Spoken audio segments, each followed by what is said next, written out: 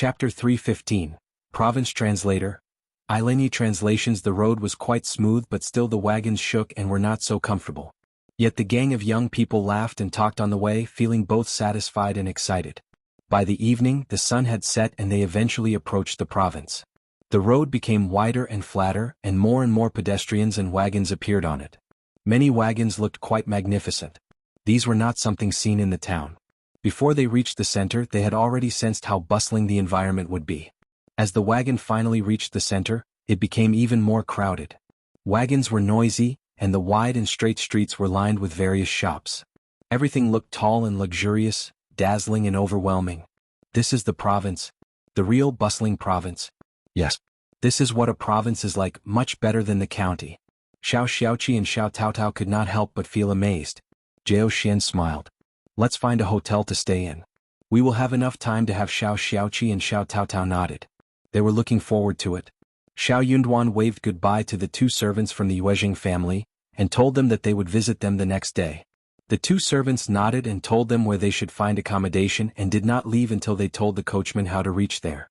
The four of them asked for the best rooms next to each other. Jiao Xian and Xiao Taotao shared one whilst Xiao Yunduan and his brother shared the other. They were keeping each other company when they were traveling outside. They were all quite tired from the day's trip. They did not go out for dinner but remained in the hall of the hotel and ate some simple food. The province was more than bustling. There were various dishes with high prices. The four of them ordered 4 local special dishes as well as 1 soup, which tasted great. Especially the dish, which consisted of sweet and sour fish. The sweet and sour sauce was very well adjusted, and the taste was moderate as it was poured on the fish. The white and tender fish was soaked in the juice, the sweet and sour taste was tangy, and it made people feel like devouring it. After dinner, the day fell, yet it was still quite lively on the street. The stores on both sides of the streets had lanterns lit up, and the light shone through. Shao Xiaoqi and Xiao Taotao had never seen such a busy city under the moon, so they really wanted to have a look around. Xiao Yunduan did not dare to release them. So he said, "We can go back to the room for a break. When we ask more about where we can go, we will explore the place." Shao Xiaoqi and Xiao Taotao agreed. However, they had just returned to the room when Yuezheng Shao came with his 2 servants, namely Chu Shan and Chu Shi. Xiao Yunduan and Jiao Xian were surprised. They felt that they had been given a lot of respect. Yuezheng Shao really treated them as good friends, otherwise he would not have come over. The 3 of them were seated in the elegant room in the hotel and chatted happily. When Yuezheng Shao asked Xiao Yunduan their purpose of being here, Xiao Yunduan confessed to him honestly. "Brother Xiao, your idea sounds wonderful. You should definitely come over to have a look around. I will ask and see who can be your best communicator and will tell you about it soon. Sounds okay?" The Yuezheng family knew a lot about the province, thus could go around very easily. Xiao Yunduan did not turn him down but smiled with a greeting. "That sounds great. Thank you, Brother Yuezheng." Yuezheng Shao waved his hands. "Don't mention it, Brother Xiao." Later, Yuezheng Shao spoke with the couple about how popular lipsticks were. He was so excited while telling them about it. Chapter 316. Meeting lipsticks had become the absolute favorite of young ladies and madams in the province. They were so proud of being able to get each color. Yuezheng Shao did not put the lipsticks into the market in bulk, so the ladies and madams were even more eager to buy them. The news had spread to the neighboring cities as well. Some young ladies and madams even asked their housekeepers to stand in queue just to buy them first, or asked their locally residing relatives to purchase some for them. His cosmetic stores were selling many things due to which they had earned a great deal. Yuezheng Shao had decided to set the price at 5 liang for each. After deducting the cost, he could earn 2 liang for one, which was already enough for him. After all, the lipsticks could be sold out no matter how many there were on the shelf. Due to this single item, the store had earned tens of thousands of liang a month. In addition, the powder, blushers and all helped him earn even more. That was just one small store. But the lipsticks became far more popular than he had expected, so he raised the cost by 2 liang for each, so one lipstick costed 7 liang then onwards. He had intended to raise 5 qian for the ones Jiao Xian brought with her this time. Jiao Xian had brought some new colors on this trip, which interested Yuezheng Shao even more. Jiao Xian took them out and showed them to him, whilst making an explanation about it. Yuezheng Shao bought all the lipsticks and lip balm she had with her this time. He could not help but say emotionally, "The lipsticks are sold out so easily. Brother Shao and sister-in-law, give me as many as you can. My elder brother was here a few days ago and he was interested in the lipsticks as well." If they can be sold outside the province, we will definitely expand our business. I look forward to seeing a big business growing out of this. Qiao Xian was quite glad as well. She exchanged a look with Xiao Yunduan and said gently, "Of course we will, but not right now. Young Master Yuezheng, thanks for your understanding." "Of course I understand." Yuezheng Shao smiled. "We can always wait for big business." Although they did have some stock, he said to the public that the lipsticks were not so easily made, so the production could not be raised. That was why everyone was waiting expectantly. In the province, the Yuezheng family was the top in the business area, so no one dared to set them up, nor was there anyone who dared to suppress them. Also, he was prepared to get Jingrong involved in it by giving him 20% of the shares. Due to the existence of the young master of the Xia family, no one would dare to touch this business. Soon Yuezheng Shao waved them goodbye. He told them that he was going to open a huge banquet for them, and they would come with a wagon. Jingrong would be asked to join them so they could save time instead of going to visit them at the door. Qiao Xian and Xiao Yunduan were both smart people, so they nodded and saw them off politely. When the waiter was cleaning up, Xiao Yunduan gave him 2 qian and asked him more about the Yuezheng family. Those who worked at the restaurant were always up to date with the gossip. The waiter, who received money and liked talking, started to say it all out. The couple were not surprised to hear that there was chaos in the Yuezheng family, which was noble and big. The waiter might not be telling the entire truth, but the big picture was definitely right. Chapter 317. Unexpected guest. No wonder Yuezheng Shao told them not to pay a visit to his house. It seemed that the second section of the family was quite tricky too. It would be annoying if they were discovered. The following morning, the 4 of them did not eat breakfast at the hotel, but learned from the waiter that they could find some local snacks on the street. The waiter, who had shared the information and got the bonus from them, felt much closer to them. He answered their questions and acted really passionately. There were all kinds of snacks on the street and you could see different varieties of food there. There were various kinds of soup noodles, porridge, sugar cakes, rice cakes, plum cakes, steamed buns with various fillings, biscuits, burritos, etc. The 4 people bought a lot of them. Even though the quantity was not much, they were already very full after roaming around one street. It was a bustling place filled with liveliness and stuff. Qjao Xian paid enough attention and found that there were no sugar water stores. If she could open some sugar water stores, maybe a chain of them, she could earn a great deal. She could make some simple ones such as kelp and mung bean paste, sour plum soup, jelly pudding, taro ball sago, red bean sago, bean curd, various new fruits and jelly, sago, lily, peanuts, lotus seeds, milk and other combinations. These all had unique tastes. But the sugar water snacks could be copied very easily. If they wanted to do well, they would need to make sure that it tastes well. Also, multiple stores would need to be opened at one go so that the money could roll in. Otherwise, people would soon copy and take a chunk of their profits. One store would guarantee their livelihood. But Qjao Xian was not satisfied by just opening one store. She bore this idea in her mind and decided to do it in the future. She could do some preparations now, like she could ask the Yuezheng family to look for the sources of sago.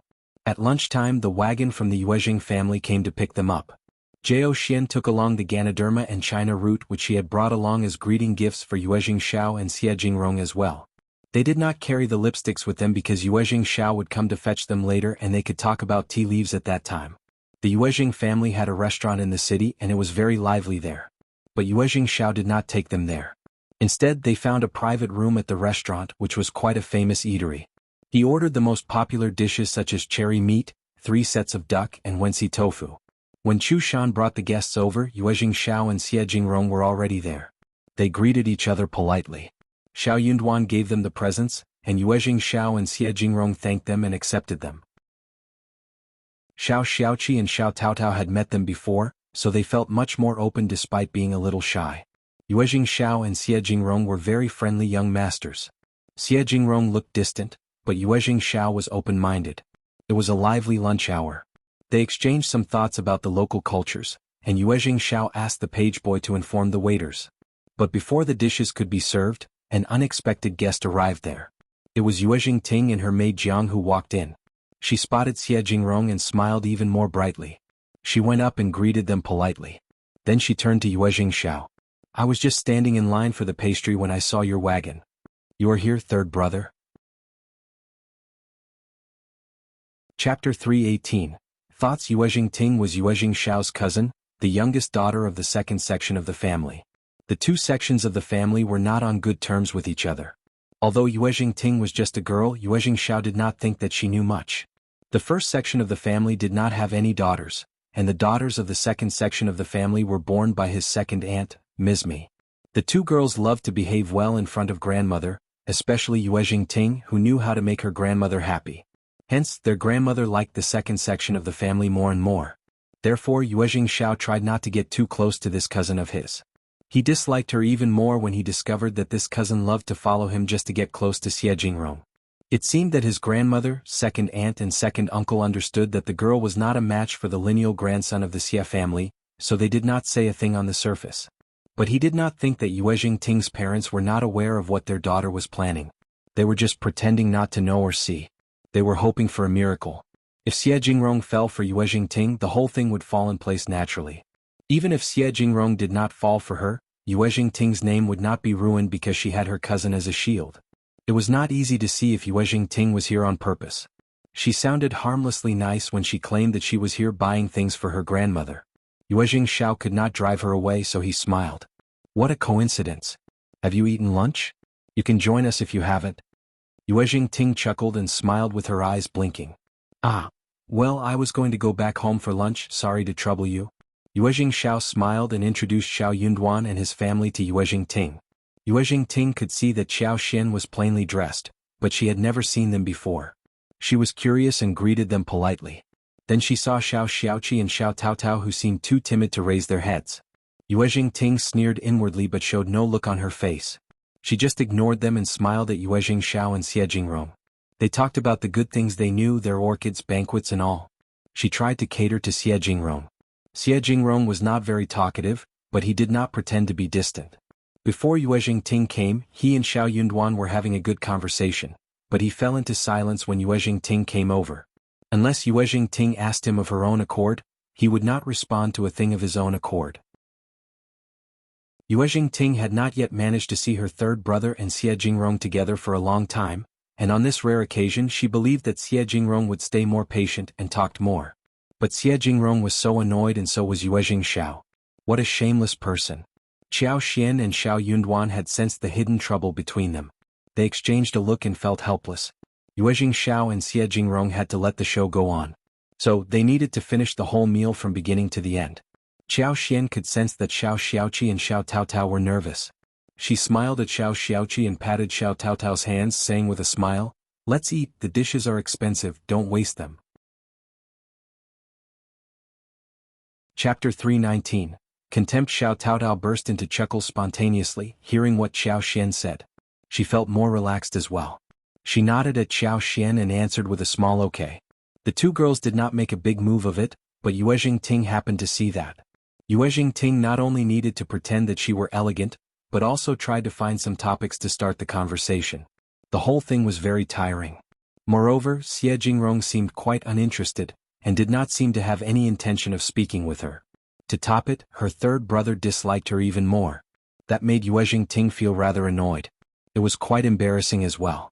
Since Jingrong did not want to speak with her, and she could not continue to pester him, she glanced at Xiao Xian and Shao Taotao.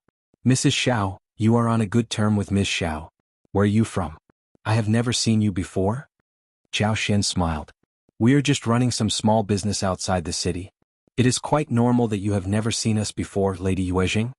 Yuezheng chuckled and threw a look at Yuezheng Xiao. "You are demeaning yourself, Mrs. Xiao. My third brother is a very picky person. Ordinary business people do not impress him, let alone be his friends." Yuezheng felt increasingly confused.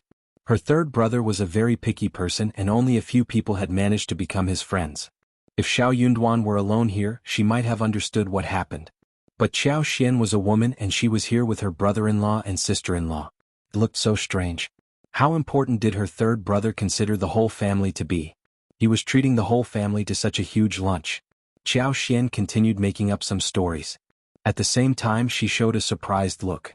"That is really nice of young Master Yuezheng."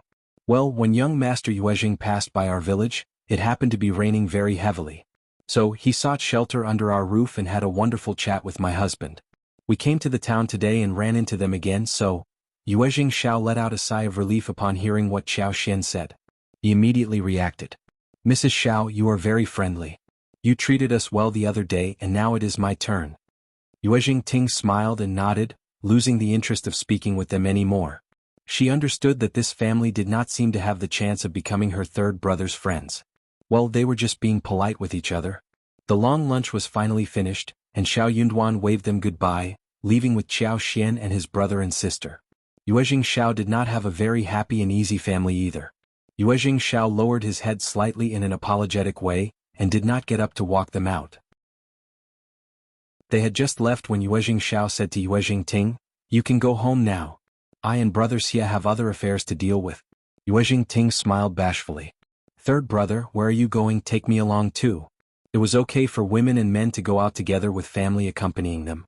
But Yuezheng Shao did not have any interest in taking her along. He smiled and said, "Girls should not go where we are going." Yuezheng Ting got startled and her face reddened. She could not insist upon following along. So, she had to pretend as if she knew nothing and smiled. I will go home first, I am leaving now." Having said that, she left with her maid. Yuezheng Shao let out a sigh of relief and smiled at Xie Jingrong. "Honestly, brother Xia, when are you getting married? Don't be so picky. Just get engaged and marry as soon as possible."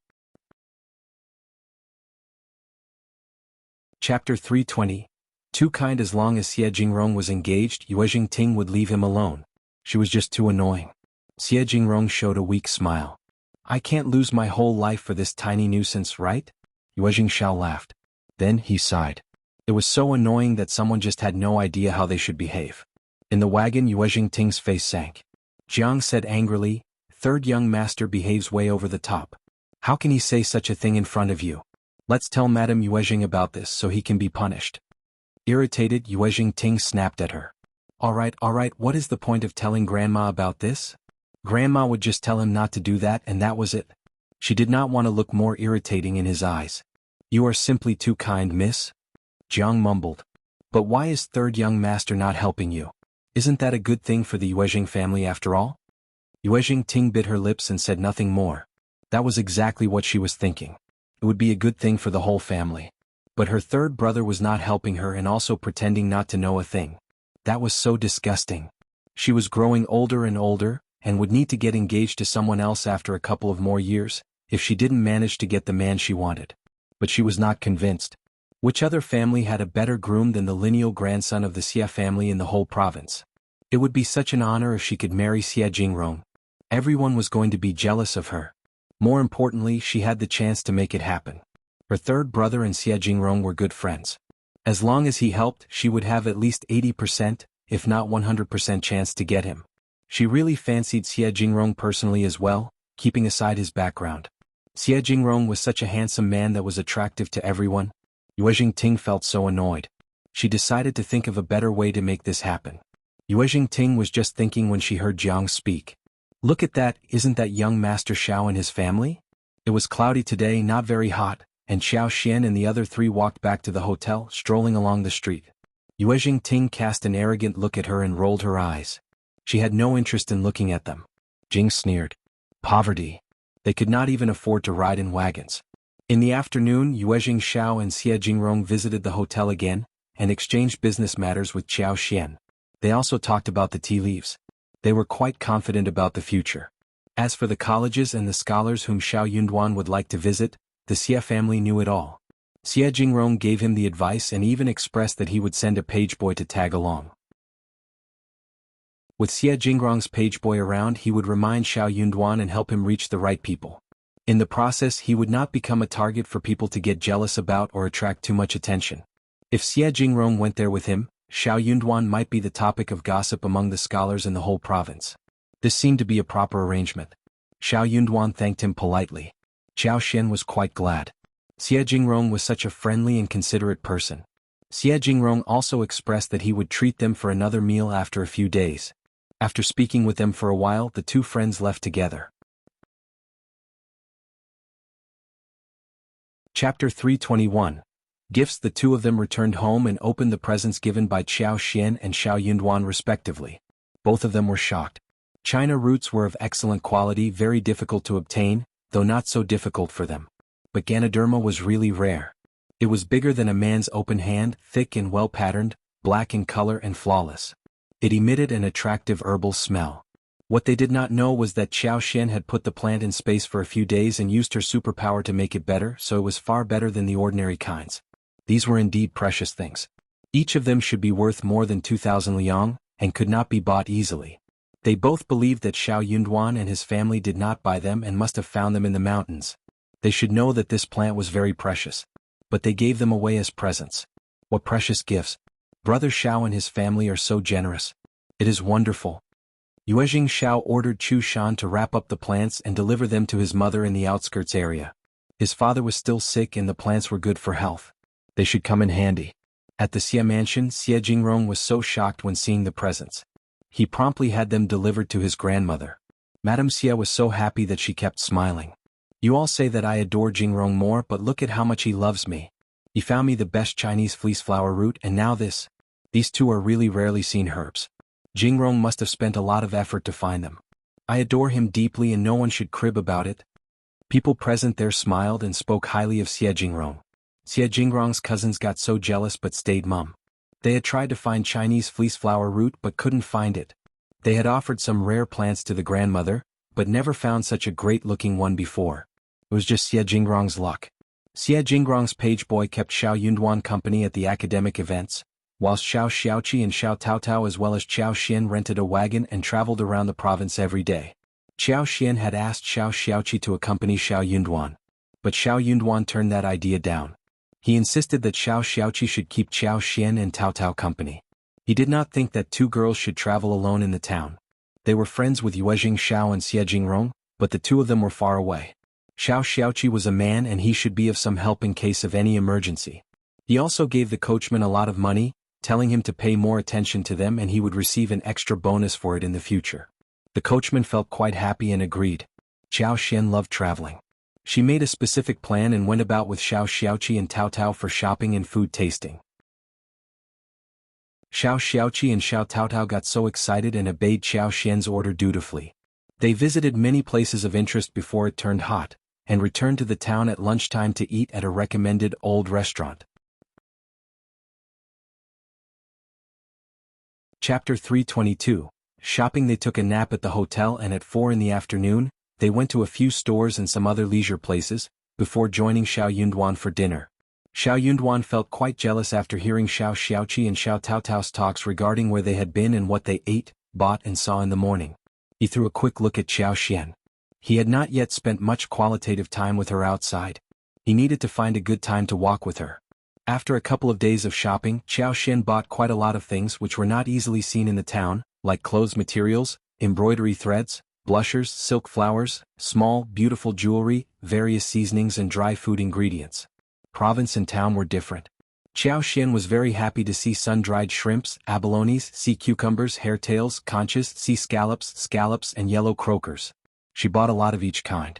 She would buy the snacks and long-lasting pastry one day before they returned home. She even visited the pharmacies trying to see if she could get any fresh ginseng. But unfortunately she could not find any. Good ginsengs were rare but all were processed, not originally growing. Qiao Xian had to give up finding fresh ones. She was very interested in plants, fruit trees and expensive flowers and woods, so she spent some time there too. It was not the best time to plant flowers, so there were not many available except for some pots. Qiao Xian did not need any of those. She went to visit some florists and check their flower gardens, but none was good enough for the space. Finally she bought some plum trees, different kinds of grapes and peach trees.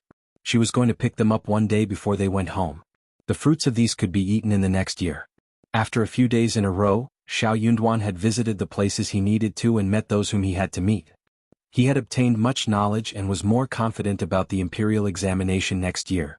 The following day, Xia Jingrong asked them to visit him at the side mansion, and they decided to leave after 2 days. After dinner, the day turned dark and Xiao Yunduan asked Qiao Xian, "What about taking a walk around? Just nearby?" There was a river passing through the city nearby. Willows and peach trees were planted along the riverside. The area along the riverside was also a famous local food street. There were countless shops, large and small, lively at night. Especially in summer, many catering shops liked to put long tables and stools on the wide venue at the entrance. There were countless diners and the restaurant was spacious and cool. The fragrance was permeating, which was particularly appealing.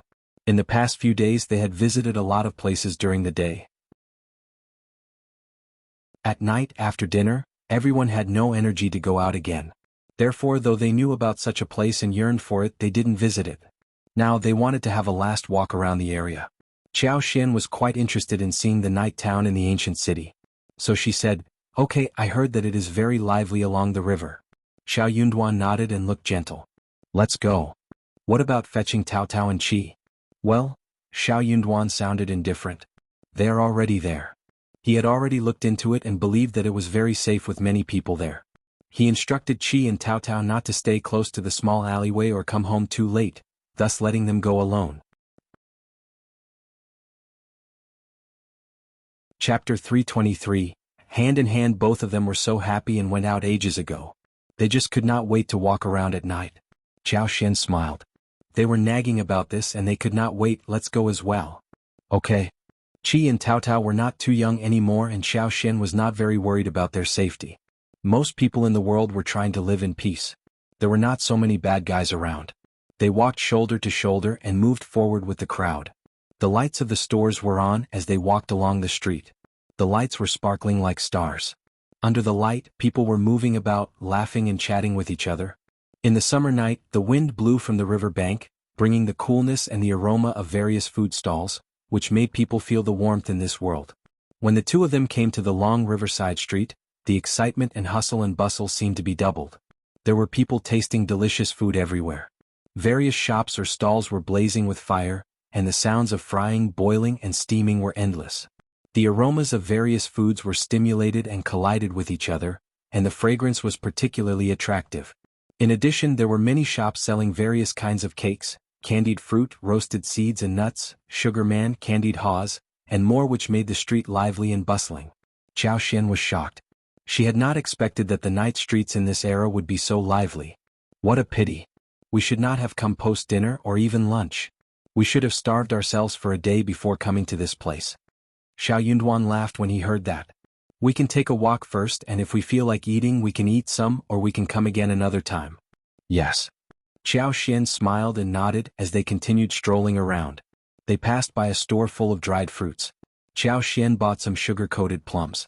They walked and ate as they came to the riverside. The lights on both sides of the river were reflected on the water surface. The gently flowing waves shook the light and shadow, and everything became gentle and blurred.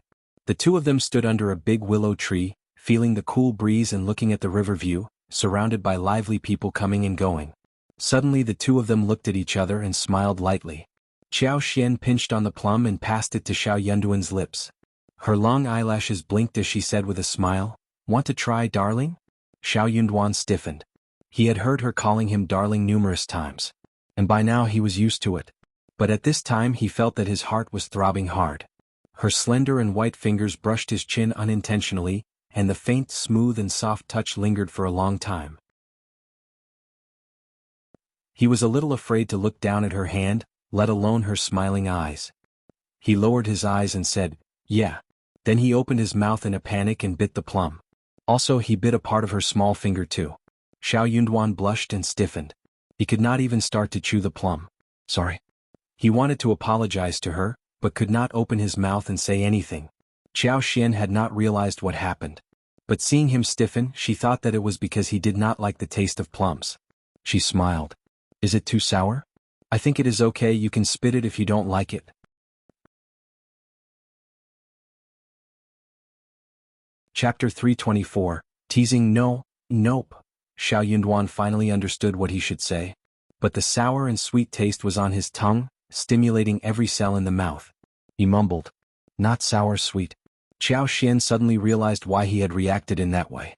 She chuckled inwardly, feeling a bit proud. Her husband could be teased so easily? So thin-skinned? Xiao Xian added, "For real? You want to try one more?" Xiao Yunduan stiffened and looked at the girl in front of him. In the dim light, she had raised her head to look at him, her moist black eyes smiling a little. She was holding a plum in her slender hand and was holding it next to his lips. At this moment, he only had her in his eyes, and the lights from far and near and the noise of pedestrians coming and going had become the background. He opened his mouth slightly, approaching her hand cautiously. He quickly grabbed the sweet and sour plum, and hurriedly retreated, for fear that his lips would touch her finger again abruptly. Qiao Xian, she had intended to take advantage of him and tease him. She wanted to continue asking if he hated her or not. But this man was so honest that he just did not want to offend her. Qiao Xian laughed. Well? Xiao Yunduan did not dare to look at her again but pretended to cough. You want something more? Let's go around? Sure. Qiao Xian looked at him and answered with a smile. She could not tease him any more but looked deeply at him. Just leave him alone. There will be more chances in the future. Also, he should focus on studies since the imperial examination was coming soon. She should not pursue him to start a romantic relationship at this time. It was not going to be an easy examination. The two continued to stroll forward. Xiao Yunduan was very careful to protect Qiao Xian, so that no one would touch or push her. What Qiao Xian saw and liked, he bought it and took the initiative to carry it and strolled down further. Though he didn't buy much, Xiao Yundan's hands were full on both sides. Qiao Xian supported that and chuckled. I bought so many things already? Xiao Yunduan smiled. Not many, you like them. Qiao Xian felt her heart sweeten. She leaned her head and smiled at him. Really? Can you give me anything I like? Xiao Yunduan felt his heart throbbing. It felt as if her words carried a deeper meaning. He nodded without looking at her. Of course. What if you regret it? Qiao Xian sounded very sad. Xiao Yunduan felt his heart break after hearing that. He added. No, never. Really? Yes. Qiao Xian's eyes sparkled as she said, Oh okay, but you should remember that only you can give me what I want, and you can't share it with anyone else. Xiao Yunduan was startled. Then he felt his heart beating fast. Right after he was taken aback. What did she mean? Was it what he was thinking about? Xiao Yunduan felt an urge to ask her but stopped himself. Chapter 325. Not possible. He was going to wait for a bit longer till he passed the examination. By that time he would be a good match for her and he could ask her then. Xiao Yunduan flushed and believed that she should like him too. For now he said nothing except for just 2 words, don't worry. Qiao Xian could sense that he was very resolute at the moment. She felt his heart soften and started to feel a bit guilty. She should not have teased him like this. They should have understood by this point that they were not going to divorce as they had agreed at the beginning. I am not worried. Qiao Xian smiled and tugged at his arms. Let's go back. Qi and Taotao should be back by now. They will be worried about us. Xiao Yunduan was very happy to be pulled by her. Let's go. There was no better wife than her. She was nice to him and treated his siblings warmly too. They ran into Taotao and Qi on the way back to the hotel. Xiao Yunduan wondered how he felt when the duo had 2 more people joining them. He suddenly lost the sweet air which existed a while ago. The 4 of them headed back to the hotel together. As they were going into the room, Xiao Yunduan suddenly stopped at the entrance and looked at Qiao Xian. Qiao Xian seemed to have sensed that he was looking at her and she returned the look. As their eyes met, Xiao Yunduan stiffened slightly and panicked. He was feeling a bit strange. He was just about to move away when Qiao Xian smiled. Good night. Xiao Yunduan also replied in a relaxed tone. Good night. Then he hurried into his room. Qiao Xian chuckled and felt slightly emotional as well. She could not help but smile. Early the next morning, Yuezheng Shao came over with a wagon and took them to visit Xie Jingrong's abbey in the outskirts. Xie Jingrong's abbey was his personal property, which was located at Peach Flower Site, more than 10 miles away in the southern outskirts of the city. The abbey wasn't enormous but looked really beautiful. There were rockeries, a small lake and more. They could either go into the rockeries or row a boat in the lake in hot summer. Xie Jingrong's abbey was located in the valley, and there was a green lake outside the path. At the back of the abbey was a large bamboo forest that was well maintained. Passing through the bamboo forest was a maple forest. A white waterfall fell from the mountain, and the sound of rumbling water brought forth bursts of coolness. Xie Jingrong was already waiting for them when they arrived. Xie Jingrong was only entertaining them on this day. No other guests were around. Shao Xiaoqi and Shao Taotao both let out a sigh of relief. They were very afraid of running into strangers like Lady Yuezheng. That would be awkward. Rich families varied as well. Brother Yuezheng and Brother Xiao were very different from others. Without any outsiders around, they talked happily. The garden was small and exquisite, quiet and elegant. Taotao could not move her legs when she saw the koi swimming in the water lily pond, so Xie Jingrong ordered his maid to bring fish food and accompany her to feed the fish. Shao Xiaoqi was quite looking forward to seeing the horses in the abbey when he heard about it. Xie Jingrong took them to see the horse. In the valley outside the manor, there was a small horse farm, enough for beginners to practice. Xiaoqi was really excited. He touched and patted the horses, smiling happily. Yuezheng laughed and sent away the coachman, offering to teach Xiaoqi to ride a horse personally.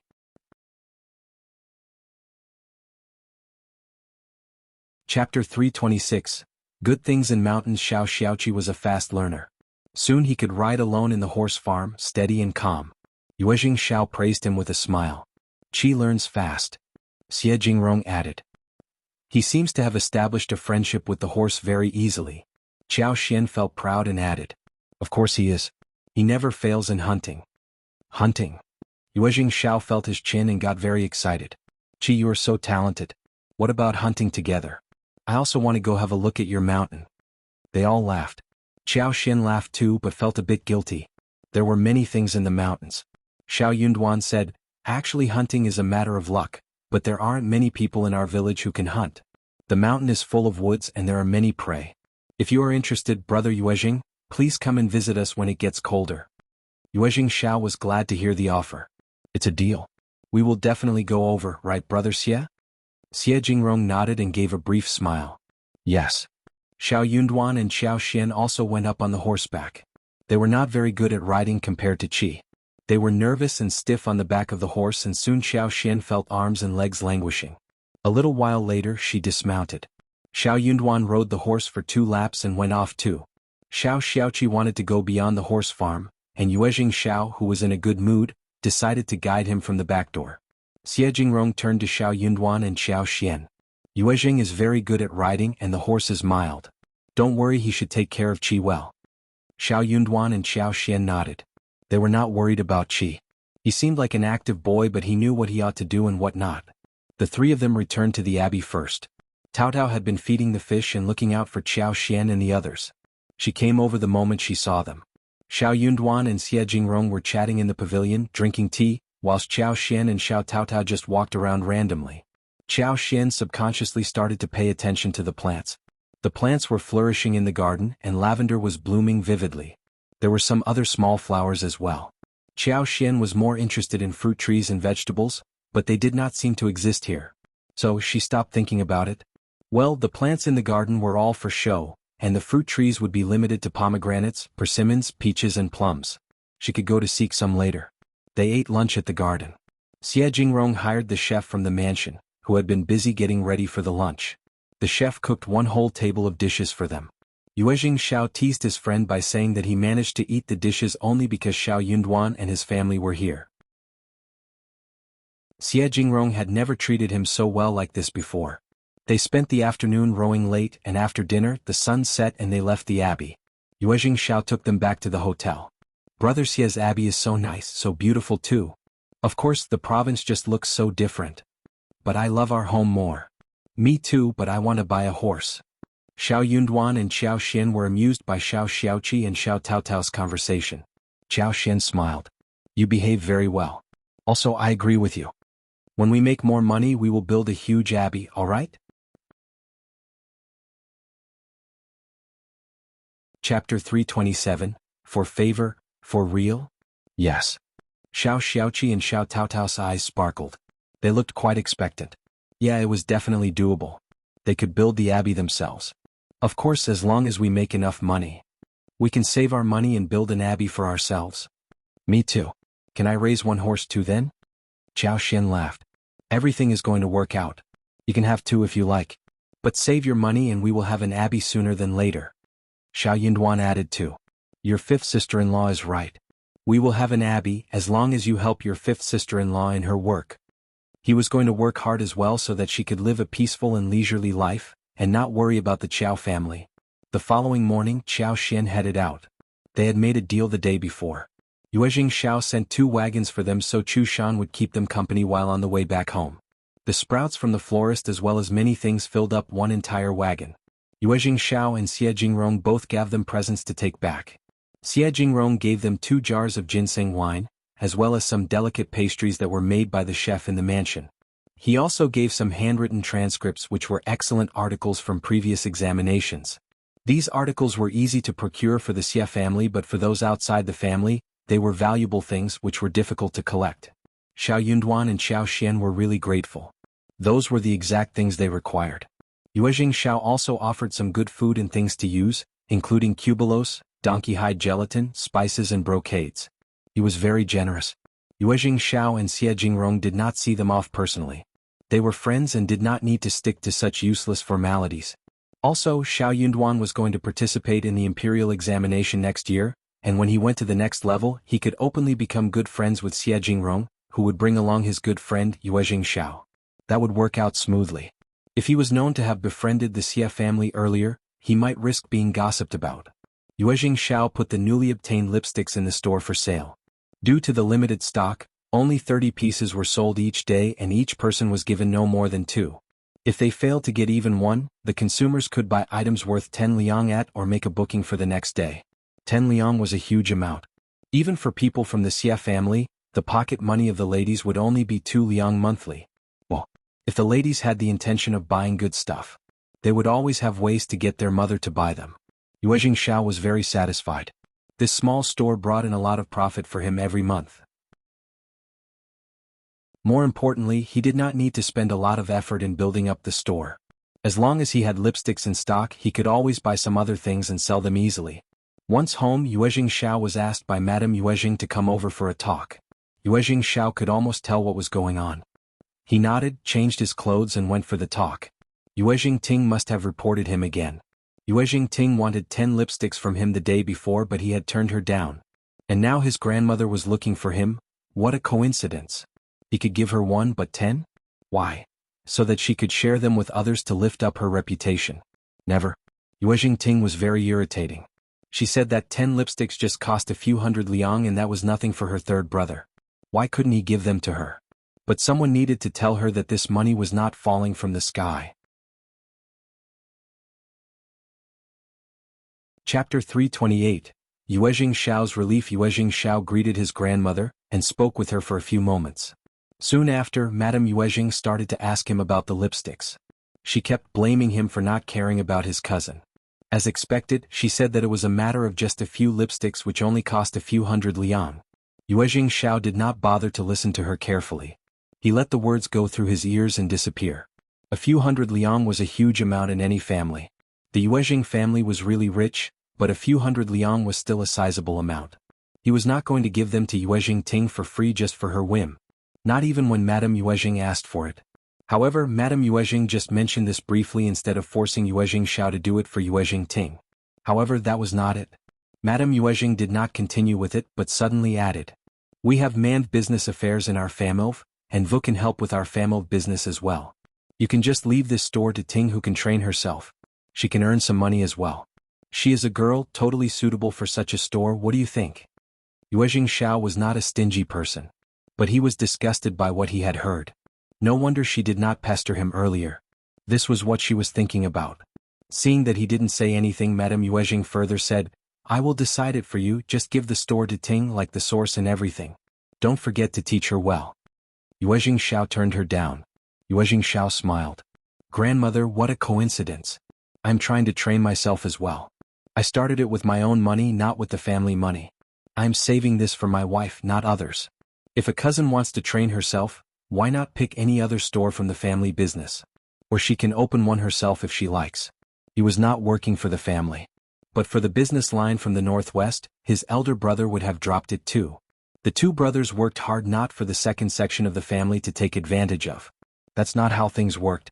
Madame Yuezheng was startled. She sounded a bit annoyed. "But it is just a small store, if Ting likes it. But I like it too." Yuezheng Shao smiled, but he did not mean to smile. He replied in a frivolous tone, "Grandmother, you know that I will never give away anything I love. Grandmother, spoil me once too, all right?" Madame Yuezheng. Yuezheng Shao smiled, got up and left. This child has been taught so badly by his parents. She was furious. The second Mrs. Yuezheng and Yuezheng Ting walked out of the room behind, and second Mrs. Yuezheng said, "Don't be mad, mother. Ting has forgotten what Xiao is like. He is right, just drop it." Madame Yuezheng sneered. "He is like this because his parents have taught him wrong." Yuezheng Ting pursed her lips and said in a muffled sound, "I love this store a lot. That is why I asked the third brother for it. How could he turn me down for just one thing I asked him for? How can he talk with you like this? Doesn't he feel guilty when he speaks with you like this, grandmother?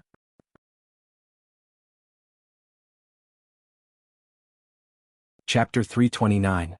Pretense. Madame Yuezheng became even more annoyed. She sneered. He doesn't think of me as his grandmother at all. Second Mrs. Yuezheng smiled. It is fine, Mom. Xiao loves you, but he is just fickle because he is a young man. He can be confused sometimes. Ting, talk with your grandmother and I will check in the kitchen.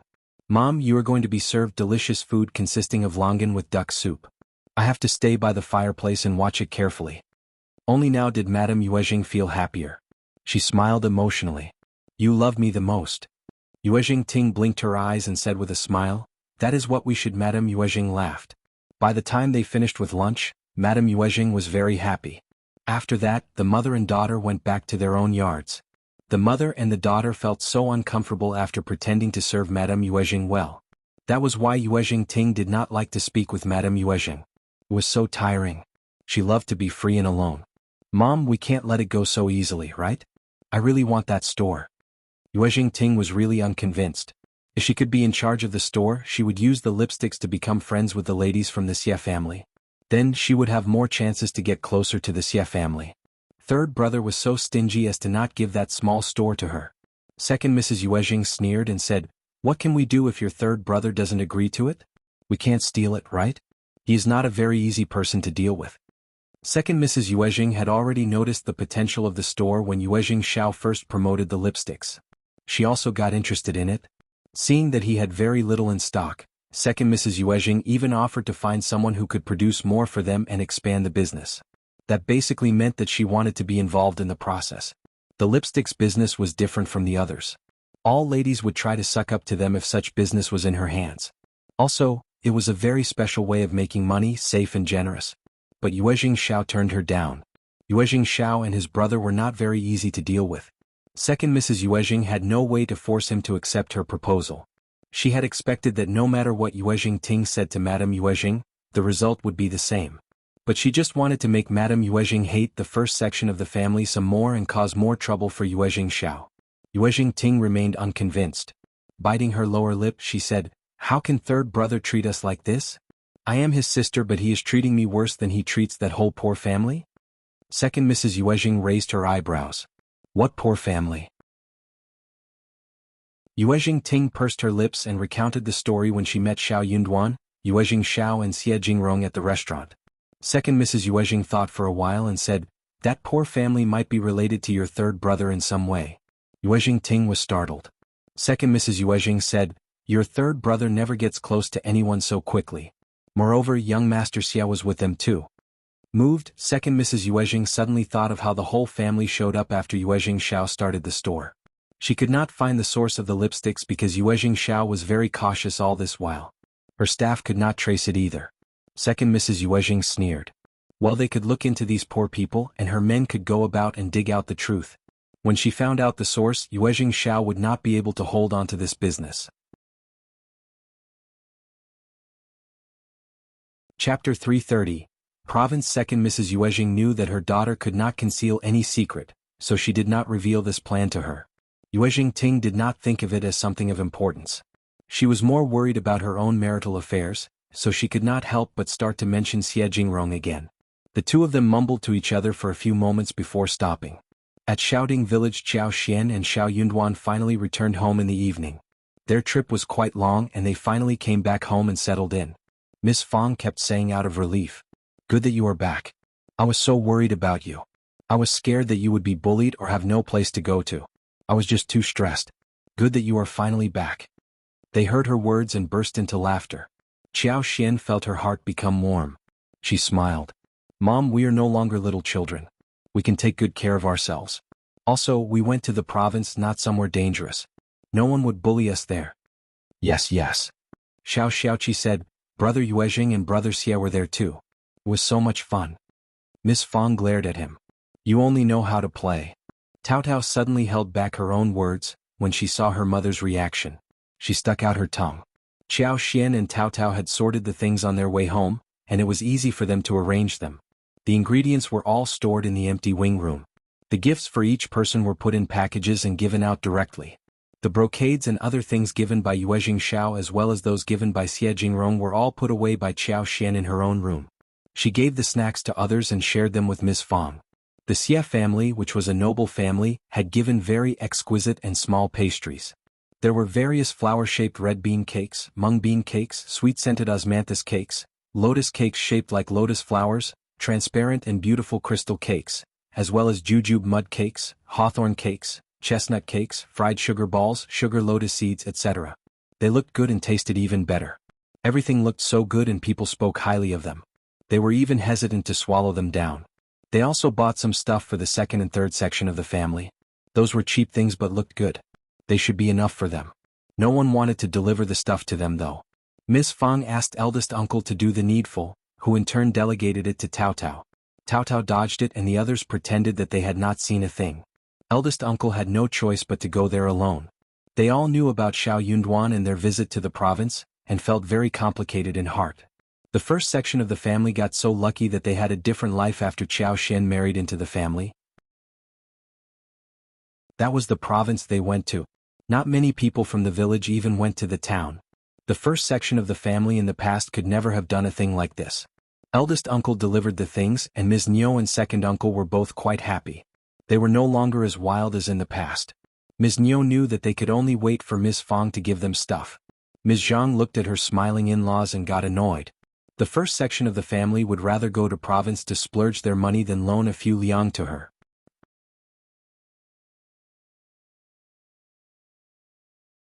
Chapter 331. Affairs. When eldest uncle came to the third section of the family, Shao Liulang had also returned from college. Hearing that Shao Yunduan and Oio Xian had gone to the province, Shao Liulang was startled at first and then got quite uncomfortable. He smiled. Isn't fifth brother studying? What was he doing in the province? And he was away for so long, he dreamed about going to the province. But he could not go there unless it was for the examination. What were people like Shao Yunduan doing there? Slightly startled, eldest uncle had no idea what his children were doing in the province. They just went there and did not say anything. Eldest uncle did not find it strange, thus did not ask. But when Shao Liulang questioned him about this, he staggered. I don't know, they can do whatever they want. Shao Liulang got up and said, Then? I will go and speak with him. Shao Yunduan was just a cultivated talent who should go to the province next year. But he was there for so long. It must have been not just for shopping, but also to attend some events held by the colleges and poetry society, etc. He might have bought some books home too. The more he thought about this, the more Shao Liulang felt jealous. He got really distressed again by the fact that he had not saved the second miss of the Qjao family at that time. But for Miss Qjao, Shao Yunduan would not have gotten so lucky and had the chance to visit the province. Shao Yunduan was not surprised by Shao Liulang's visit. Shao Liulang hit right on the topic after a few remarks. Fifth brother, have you heard any news or bought any related books? I should have gone there with you and checked it out ahead of time. What he meant ahead of time was before the examination date. Shao Yunduan and Xiao Xian felt quite speechless. This man was not yet the cultivated talent, and the examination will not happen until mid-autumn day. Was he so sure that he would become the cultivated talent for sure this time? Even if he did make it, he would not have much time to read and review. Did he dare to do so within such a short while? Shao Yunduan did not want to ponder over this question, thus did not say a word. Shao Liulang could not help but ask sourly. Fifth brother, just tell me frankly. You must have visited some people during the days you stayed in the province, right? You visited some important people and heard some news too, right? Shao Yunduan did not want to discuss this. Thanks to Jingrong and Yuezheng Xiao, he did have a good harvest during this trip and he got to visit many people. He also learned a great deal from those experienced figures. Jingrong even gave him numerous precious documents. He could not tell the truth, feeling that Shao Liulang would get jealous. He also hoped that Shao Liulang could achieve the goal he wanted to. If he could pass the cultivated talent examination, he could definitely pass on some information to him, but not right now. It was not very easy to meet those people, Shao Yunduan replied vaguely. Shao Liulang felt much more comfortable and showed a smile on his distressed face. He took it for granted that Shao Yunduan had failed to visit the scholars there, though he intended to.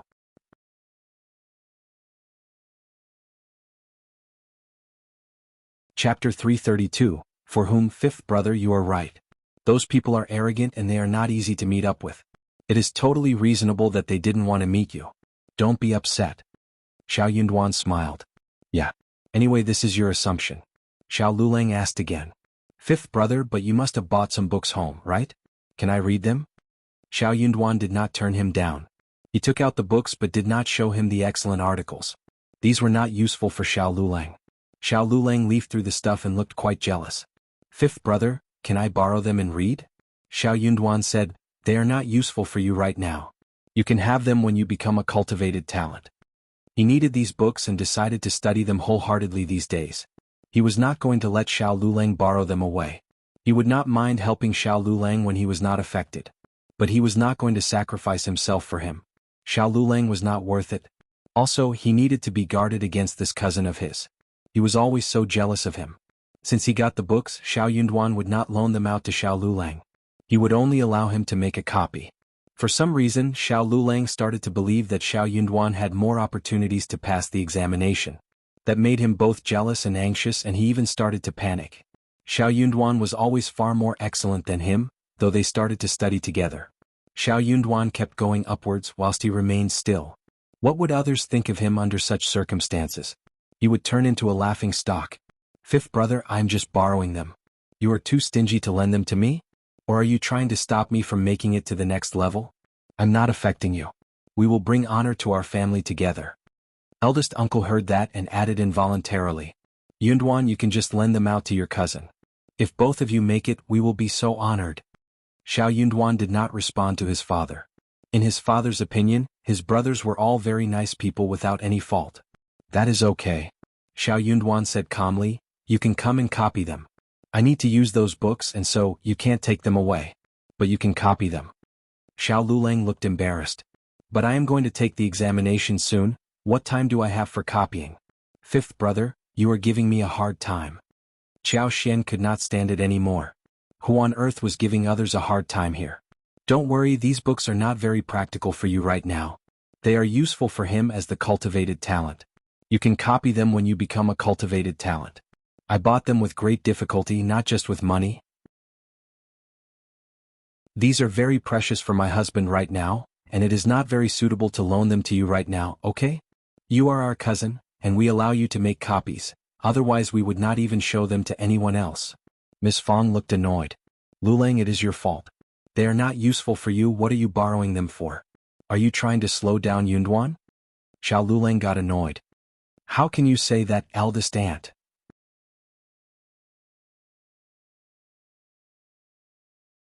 Chapter 333. Unexpected ginseng. Miss Fong sneered. Then you don't have to do so. Xiao Liulang got annoyed and got up. Okay then. Xiao Liulang left and Miss Fong said to Xiao Yunduan, just ignore him. He must be ill-purposed and knows nothing. I wonder what books he has read. Xiao Yunduan smiled. Mom, I am not angry. You shouldn't be angry as well. He glanced at Xiao Xian and they looked at each other. Xiao Xian smiled. I am not angry either. Xiao Yunduan chuckled and nodded. Eldest uncle opened his mouth and suddenly, he felt that he was not a part of the conversation. He said with a muffled sound, Yunduan, you can help your cousin. If both of you make it, it is an honor to our family. When he becomes a cultivated talent, I can definitely offer him any books he wants and answer all of his questions. Well, Xiao Yunduan did not think that Xiao Liulang was modest enough to turn to him for help. He would always try to start an argument with him on whichever topic it may be. Eldest uncle opened his mouth and did not have any idea what he should say. His son had already finished what should be said, though he did not think anything was wrong. After a while he replied in a muffled tone. Okay then. Miss Fong rolled her eyes but said with a smile to her children, you are tired too, I will get Miss Su and Ms. Yang to make some food. Ms. Yang always sneaks in some food whenever she is cooking. The following day Qiao Xian went through everything she bought from the province, which included cloth, needle and thread and some silk flowers which she shared with Miss Fong, Miss Su and Yang Xiaoni. Everyone was so glad to receive the presents. Qiao Xian was very curious about the 2 jars of ginseng wine. She opened them and checked them.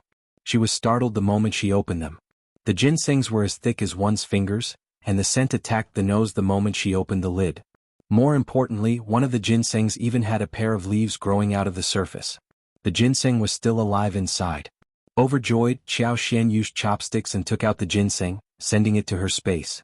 Instantly she saw how the ginseng went into the enriched earth. The leaves expanded and it looked greener. The space became more magical and lively. There were still many things that the space needed. When it reached a certain degree, something different would happen.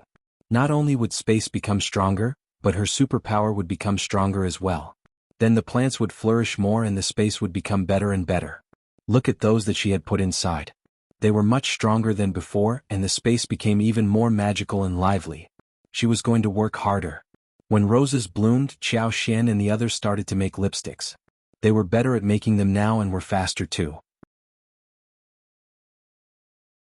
After this, they went on to pick the mushrooms and wooden ears as well.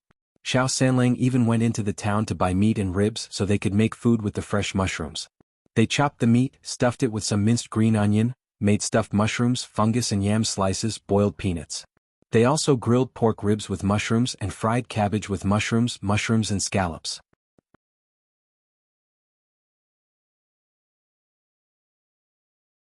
Chapter 334. Sweet osmanthus. The fresh mushrooms were thick and tender, smooth in texture and fragrant, suitable for all kinds of side dishes. Qiao Xian harvested some snow fungus as well. She saved the original to take the spore mycelium and cultivate more. If all went on like this, there would be a huge harvest of snow fungus soon. Sweet osmanthus had bloomed as well. Qiao Xian had more than 2 mu of sweet osmanthus, and she used some of her superpower to make them grow faster. Those flowers grew faster than ordinary ones and the flowers were not very huge. Qiao Xian was thinking that she should put in some more superpower so the amount could double. When the flowers were more lively, she was going to place one clean carpet below the tree, shake the flowers and extract oil from them to make lip balms. Also, she was going to save the extra ones for using them in perfumes. The sweet osmanthus did not bloom in a large quantity in the floral field, but many people in the village had osmanthus trees planted in the open space in front of their gates, some of which were decades old, with thick branches and cloud-like crowns. People could smell the refreshing floral scent from afar. Qiao Xian decided to buy some sweet osmanthuses from those households seeing the flowers blooming there. The price was 3 won for half a kilo. The trees in front of the house meant auspiciousness and could provide shelter. Also, the smell would be nice in autumn. The villagers never expected that they could make money out of it. The villagers were very happy about receiving the manav. They all went to Qiao Xian when they got the news. They were all trying to be the seller. Qiao Xian truly wanted to collect as many sweet osmanthus as possible. The more essential oils were refined, the better. Osmanthus could also be used to make osmanthus candy, osmanthus cake, osmanthus pie and osmanthus sauce.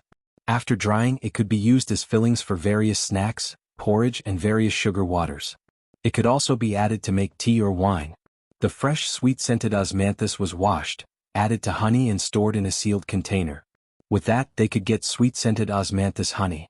If they had lotus roots, they could even make sweet osmanthus and glutinous rice lotus roots. Sweet osmanthus was, after all, a piece of treasure. Qiao Xian assured everyone, saying that she would buy as long as they wanted to sell. Then she took Ms. Yang, Qi and Tao Tao and visited house from house to collect the flowers. The ground was cleaned and a clean blanket was spread around the tree. Shao Sanlang climbed up the tree and shook the branches neither lightly nor heavily. Soon he saw golden osmanthus flowers pouring down like rain with a fragrant scent. Then they used broomsticks to gather them and put them into the basket carefully. They collected flowers in the morning and processed them in the afternoon.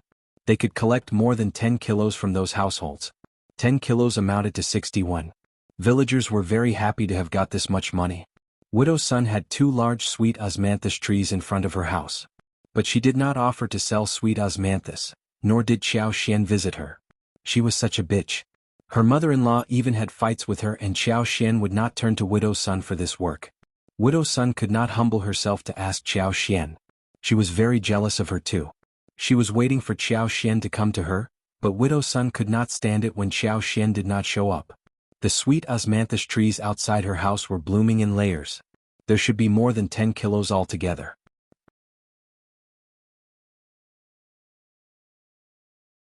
Chapter 335. Nope, if she did not sell them, sweet osmanthus would rot after the season passed. That would be such a waste. This money could be earned without her making much effort. It would be such a loss not to make use of the opportunity. Widow's son cursed inwardly and could not sit still any more. Eldest uncle asked Qiao Xian, "Miss Qiao, why did you skip Widow's son's sweet osmanthus?" It is not good that we ignored her home, right? People might think that we are bullying a widow. Before Qiao Xian could say anything, Miss Fang snorted. You are just overly kind-hearted. That woman always badmouths us. We don't need her flowers. Also, if she wants to sell her flowers, she can come to us. That is how everyone else did it. Qiao Xian added with a smile. Yeah, Dad. What if she refuses to sell it to us because of the argument she had with Mom last time? That would be so embarrassing for us. If she comes to me of her own accord, I would accept them. Miss Fang said with a praising tone. Look how considerate Miss Qiao is. If she still claims that we are bullying her after refusing to come to us first, I will definitely teach her a lesson. And you too. Miss Fang snapped at elder uncle. Stop coming up with silly ideas. What if she simply doesn't want to sell the flowers and Miss Qiao asks for them? It would be totally embarrassing. Eldest uncle got stuck with words. He mumbled. But we are living in the same village. Then he continued no more. He had chatted with the land officer earlier today who mentioned it to him. After all, Widow Sun was a woman who lived in the same village and it might not be appropriate to just skip her family. He found the words reasonable and thus told Qiao Xian about it. He did not know whether Widow Sun wanted to sell her sweet osmanthus flowers. What if that was the case? Widow Sun waited for a long while but Qiao Xian did not turn up, so she got really annoyed. They are just bullying me. Wait and see. After the rain it got cooler. The burning sensation of the sun shining on people had also disappeared. Although the sun was still bright and dazzling, the scorching temperature caused by it had obviously subsided. The sun shone brightly but it was not scorching. Mid-autumn day will arrive soon. It was time to eat crabs. For now all they could do was just to think about it. Crabs were in the river but they were river crabs, thin and not meaty, most of which were just bones. Qiao Xian and Shao Xiaoqi as well as Tao Tao had caught some before, but the crabs were not to be steamed. They could only be cleaned, chopped and fried with ginger and scallions. Only a small taste of crabs could be had. There were no big crabs for sale in small places in the county town. Some wealthy families were greedy for this bite, and they all asked the housekeepers of mansions to go directly to the province to buy them. Qiao Xian believed that when the tea field was set up at the Zhang village, she was definitely going to dig one pool stretching across 2 to 3 mu. By that time there should be all kinds of seafood such as fish, shrimps, crabs, snails and mussels available. Lotus root and water chestnut should also be cultivated, ready to eat at any time. It was time for them to pay back a visit to the other side of the family as mid-autumn day approached. All married women, including Qiao Xian, needed to visit their natal homes on mid-autumn day and Chinese New Year's Eve.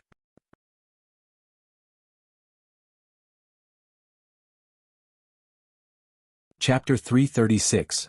Ready to leave. There was no preferential treatment done in the first section of the family. Miss Fang was very generous, especially with plenty of money in her hands. She had abundant presents prepared for Miss Su and Yang Xiaoni. A duck, a chicken, 30 eggs, 10 goose eggs and a bottle of honey weighing about 2 caddies, all of which were taken from home. She also bought around 4 kilos of pork belly, 2 jars of wine, 5 kilograms of pastries, and 2 pieces of thick fine cloth. Miss Fang used the shared savings to buy these things. Miss Fang would not care what more they would want to buy privately with their own money. Miss Fang did the same with her own family too. Qiao Xian was an exception though. Miss Fang gave Qiao Xian 20 liang and asked her and Xiao Yunduan to buy according to their own customs. After all, she did not know what the county magistrate would require. Since they treated Qiao Xian badly and did not like the local stuff, they were not going to send things from home. 20 liang was enough for them to buy whatever they needed. Qiao Xian tried to turn down the 20 liang. But Miss Fang smiled. I know you have money, but these are from shared savings and what you need to do is to take it. Qiao Xian accepted it with a smile and spoke highly of her mother-in-law, making Miss Fang smile brightly. Miss Su was very happy. She could not help but raise her head when she thought of how much she could take to her home. This stuff should be enough, so she decided not to buy anything more except that she could offer 2 liang to her mother privately. She asked Qiao Xian for some tomatoes and watermelon seeds. Tomatoes were very tasty for wok dishes and soup. When made into a sauce, it could be stirred with noodles. Miss Su thought about taking some home for her parents to eat so they could plant some more next year. Qiao Xian agreed generously. She picked some and together with some newly picked mushrooms and wooden ears, she gave them all to Miss Su and her mother-in-law. But for watermelons that were out of season, they could even bring some home too. They even had some tea leaves prepared as well. Qiao Xian thought of her lipsticks. She told them not to share the information with their natal families. Lipsticks were very special and had a huge potential. They would run out of stock instantly. Qiao Xian did not want this to be exposed so as to cause trouble for herself. Miss Fong and Miss Su both agreed. Miss Fong and Miss Su were very excited about visiting their own homes, but Yang Xiaoni was not willing to return to her house. Mom, I don't want to go back to my home. I don't want to give them anything. They would rather feed the food to the dogs. Xiao Sanlang added. That is true. They bully my wife and still get good things from us? No way. Both of them were very angry. Miss Fong, when reminded of Yang Liang and his wife, felt annoyed too. The couple did not dare to cause trouble to Miss Fong after being taught the lesson last time. But for Mid-Autumn Day, which was approaching soon, Miss Fong almost forgot about how the couple had behaved last time. Miss Fong thought for a while and said, You can do whatever you want. But remember one thing, never cause trouble to the family. We are reasonable people who always prepared presents for the daughter-in-law's families. You should not cause any rumors for us. Yang Xiaoni and Xiao Sanlang exchanged a look between themselves, feeling rather unhappy. What about visiting your parents' tomb again?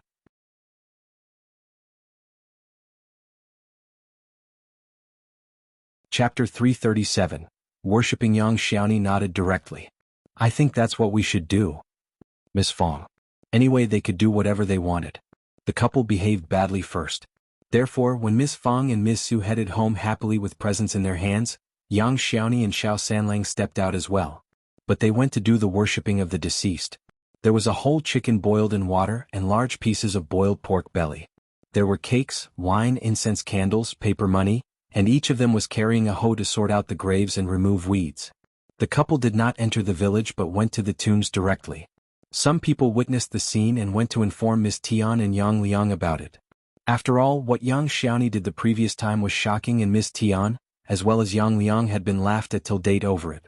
But Yang Xiaoni managed to marry into the Shao family, which was quite a lucky thing for her. Many people were curious whether Yang Xiaoni would bring the gifts to her mother's family for the Mid-Autumn Day. She did, but she went to the tombs instead. Miss Tian got so furious when she heard the news. What is wrong with that damn girl? Does she think that she can look down upon us just because she has married someone rich? She needs to have her own home as the backup, otherwise she will cry to death without us. Yang Liang was very displeased too. He said impatiently, Just drop it, it is so humiliating. Miss Tian sneered. Your sister is shameless. You should speak to her. Ever since Yang Xiaoni was married off, the couple had to do all kinds of housework and they were both really irritated. So they kept arguing with each other. Yang Liang could not stand Miss Tian and he was pissed each time. He did not dare to hit Miss Tian because she would scratch him back. So Yang Liang left angrily with a sunken face. By the time he realized where he was going, he had reached the entrance of the village. He was startled and subconsciously headed towards his parents' tombs. Yang Xiaoni and Xiao Sanlang had removed the weeds, added new soil and put on the sacrifices and candles, incense. The couple were chatting when Yang Xiaoni suddenly smiled brightly. Hearing the sound of footsteps, the couple turned to Yang Liang and got startled. Xiao Sanlang subconsciously pushed Yang Xiaoni behind his back and asked, What are you doing here? Yang Liang opened his mouth and was even more surprised than them. He was totally shocked. Was this girl really his sister? The original yellow, thin face had grown flesh, but it was not fat. The melon-seeded face was very pretty, the skin was white and red, the facial features were so delicate and beautiful, the apricot kernel's eyes were watery, and the black oily hair was glowing with a healthy luster. More importantly, she was full of energy and looked radiant. There was no one in the village more beautiful than her. She was wearing a goose-yellow embroidered skirt. Although it was not satin and brocade, the material was very good at first glance. The colors were bright, and the shoes on her feet were embroidered in sapphire blue. She looked extremely beautiful. Yang Liang was shocked. He suspected that he had seen the wrong person. Where was that skinny and unhealthy-looking young maiden who left home?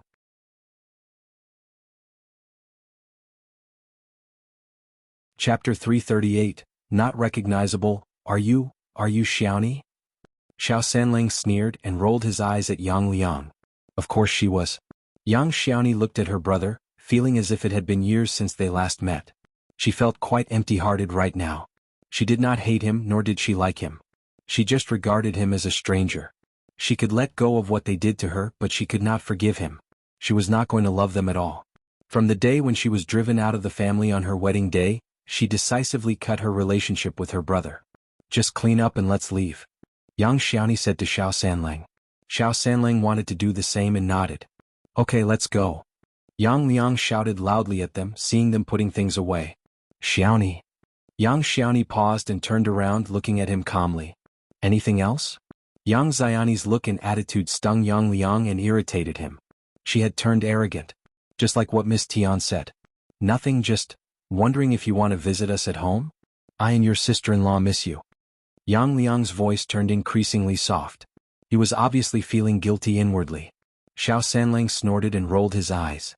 Missing what? Her as your laborer? You are so greedy. Yang Liang snapped at him angrily. Xiao Yingguang. What are you talking about? You are our son-in-law. Of course I am. Xiao Sanlang said with a smile. I am here paying tribute to my in-laws, thanking them for giving birth to such a wonderful daughter. You. Yang Xiaoni laughed and threw a spoiled look at Xiao Sanlang, looking rather sweet. Xiao Sanlang chuckled and said to Yang Xiaoni, let's go home, darling. We are going to eat something good tonight. Yeah. Yang Xiaoni nodded happily. She did not look at Yang Liang again. Yang Liang was shivering as he said tremblingly, How dare you? How dare you? Yang Liang got annoyed and went home. Miss Tian looked behind his back and saw no one, so she sneered. I thought you went to bring them home, didn't you? Yang Liang did ask them to visit them, but they did not want to come over. So he snorted and went into the room, falling asleep. Miss Tian cursed for a long while before she stopped. She was cursing inwardly that Yang Xiaoni should never come to her ever, otherwise she was going to punish her badly. Neither Miss Fang nor Miss Su spent the night at their mother's home. Miss Fang visited her home with her husband and children, Shao Xiaoqi and Shao Taotao. They all returned by the evening. They were all so happy, especially Miss Su. She acted especially kindly to Qiao Xian. She must have been so happy during her visit. Miss Su was indeed delighted. She was the eldest sister at home who had to work harder than anyone else but did not get treated well by her parents. After all, they had to work hard to feed themselves under the bad circumstances.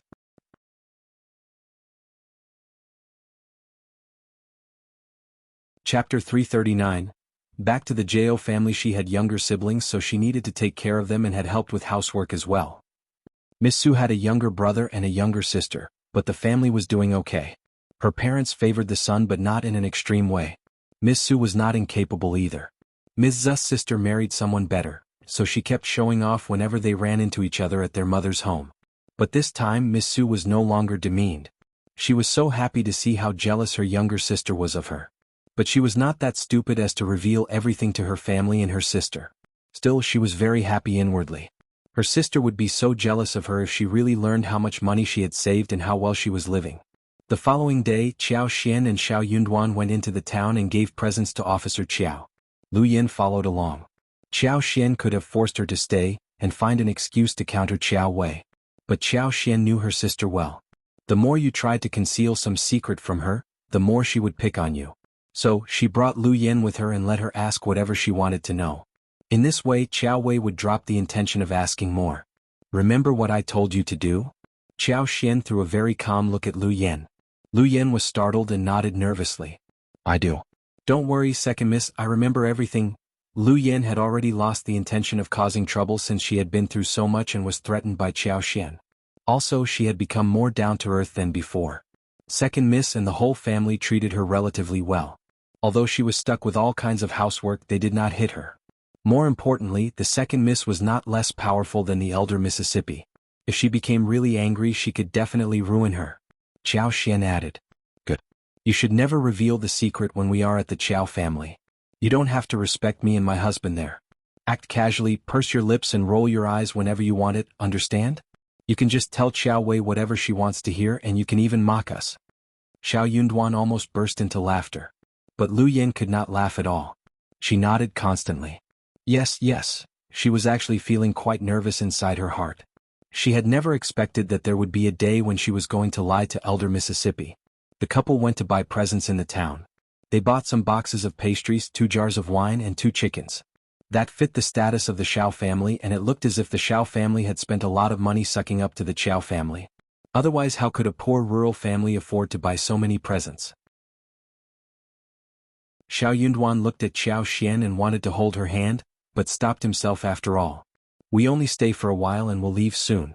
Don't be angry no matter what they say. Xiao Xian smiled. I want and you should not either. Xiao Yunduan nodded and they smiled at each other. They knocked at the gate of the mansion and the guards let them in. Seeing Xiao Yunduan and Xiao Xian holding the things in their hands whilst the maid Lu Yen was empty-handed, the guards at the gate could not help but look disdainful. Second Miss was such a failure. Even the elder Miss Cat was more precious than Second Miss, and Lu Yen was elder Miss Maid. What could Second Miss do about her anyway? The guards felt jealous.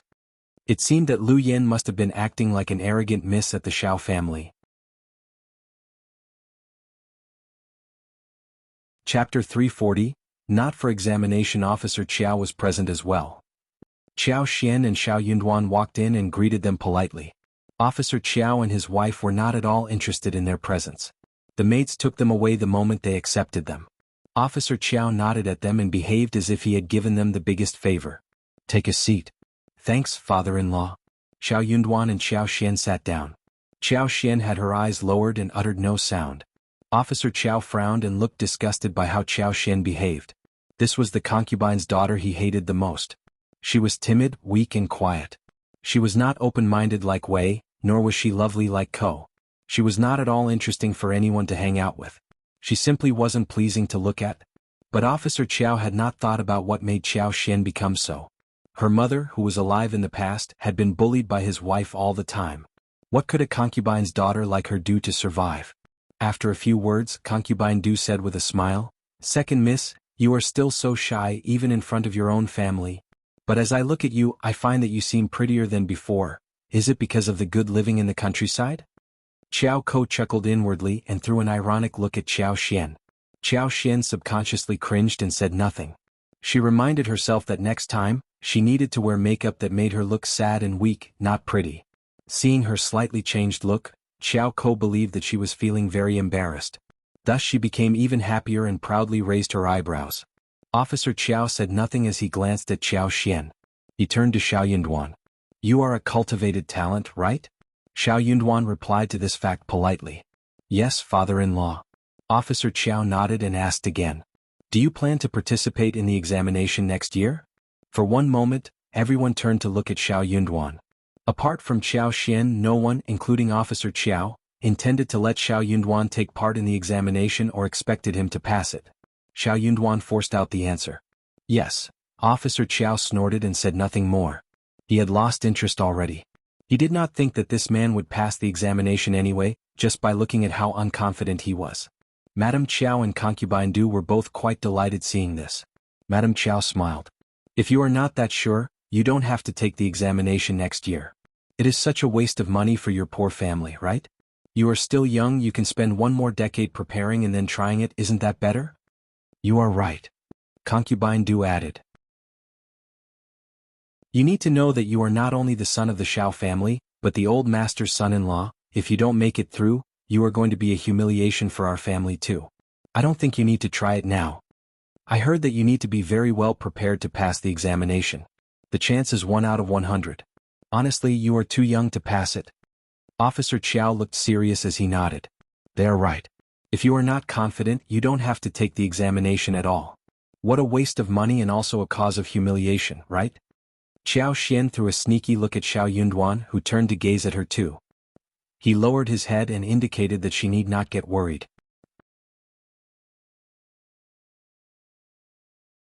Chapter 341, Showing Off. Parents-in-law. Concubine Du, your words are reasonable. I will bear them in mind. Xiao Xian found it funny that her husband had started to become sneaky. He bore those words in mind, but he did not accept the suggestion. Officer Qiao instantly lost interest in Xiao Yunduan. What could a cultivated talent do? A cultivated talent might be quite admirable at the village, but for him, a cultivated talent was nothing. If Xiao Yunduan was just a cultivated talent, he would likely remain this for the rest of his life. He was not going to waste any more energy on a man like him. Officer Qiao got up. You can sit here if you want to and have some lunch. Then he left, not offering them any reason why he was leaving. Seeing this, Madame Qiao got even more happier. She chuckled at them and said, You can stay for lunch before heading back home. Xiao Xian and Xiao Yunduan exchanged a look and nodded. Neither of them was interested in the lunch, nor were they invited with a sincere heart, but they still decided to stay for politeness' sake. Otherwise they would be pointed at by the people in the mansion. The couple had the same thought. They did not want to cause any trouble for themselves. Madame Qjao ordered the servants to take Xiao Yunduan to have a seat in the hall whilst turning to Qiao Ko. Your second sister is barely home, you can take her to your room for a while. Okay, mother? Qiao Xian nodded with a smile and guided Qiao Xian to her room. The yard was not very large. Madame Qiao had a separate yard, so did Xiao Wei. But concubine Du and Qiao Ko shared one. Qiao Ko did not like Qiao Xian, nor did she have any interest in receiving her. But as she thought about how she could show off in front of the girl, she was very willing to bring Qiao Xian over. She sized up Qiao Xian, who was dressed in an ordinary garment. She guessed that she had not worn expensive silk clothes for a long while and was not wearing any jewelry. She had not eaten any snacks or good tea for a while too, right? As she thought about this, Xiao Ko realized that it was worth the while to suck up to the lineal mother and sister. After the meeting was dismissed, Xiao Wei took Lu Yen back to her room and asked her about what she had experienced at the Shao family. Lu Yen had no choice but narrated the story according to what Xiao Xian had told her. Hearing that the Shao family shared one rotten and shabby house with just a few rooms and that Xiao Xian had to work in the field and mountains, Xiao Wei and the maids were all laughing loudly. That serves her right. Xiao Wei suddenly felt rather glad and snorted. Qiao Ko keeps talking nonsense. I know that a fragile and weak person like Xiao Xian would achieve nothing. Anyway, you can stay here. You don't need to go to the Shao family anymore. Xiao Wei did not care about the Shao family or Xiao Xian. She could give out a maid and take her back whenever she felt like it. What could Xiao Xian do? Okay, elder miss, thank you so much. Lu Yen was startled and thanked her happily. But she somehow felt very empty-hearted. She had been looking forward to seeing this day happen the moment she arrived at the Shao family, but when the day finally came, she was not very happy but started to miss her time there. Xiao Wei did not sense that. She would never care about a maid and continued to laugh at Xiao Xian for a while longer before ordering them to get Xiao Xian and Xiao Ko over to her place. Xiao Xian was speechless when she saw Xiao Ko showing off in front of her for a long while.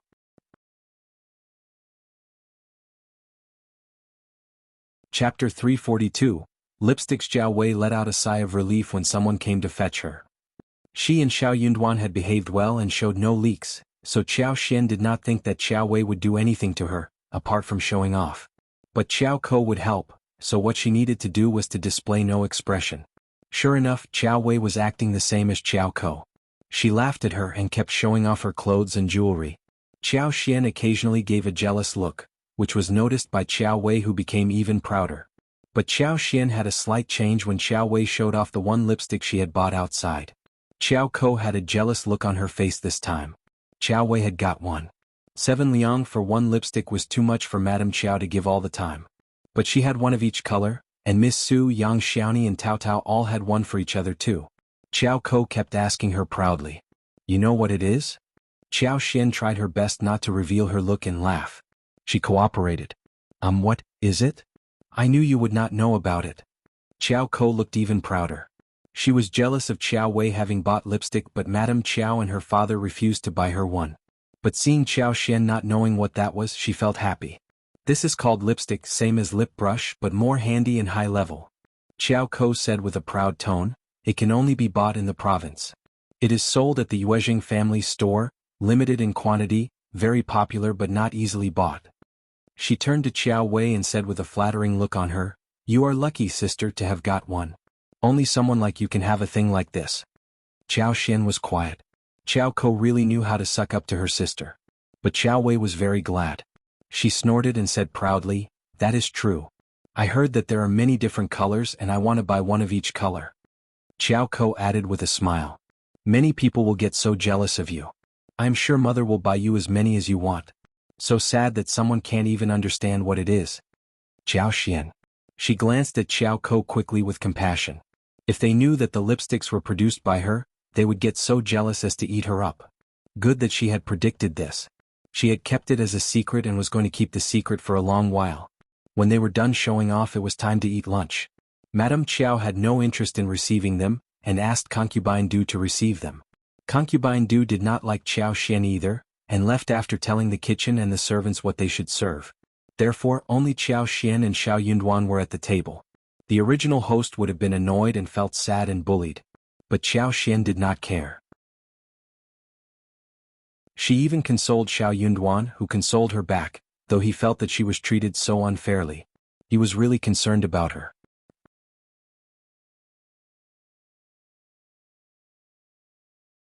Chapter 343. For Festival. The couple had fun during lunch. After all, it was lunch provided by the parents and they should eat it well. After lunch the couple waved goodbye and left. Officer Qjao was nowhere to be seen, and he would not bother seeing them off, nor would anyone else. The couple loved the way it was handled and left the Qjao family smoothly.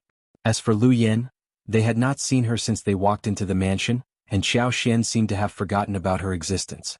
Xiao Yunduan took hold of Xiao Xian's hands gently as he said in a mild yet irritated voice, "I will definitely hit the high level of the examination and they would never be able to bully you ever after that."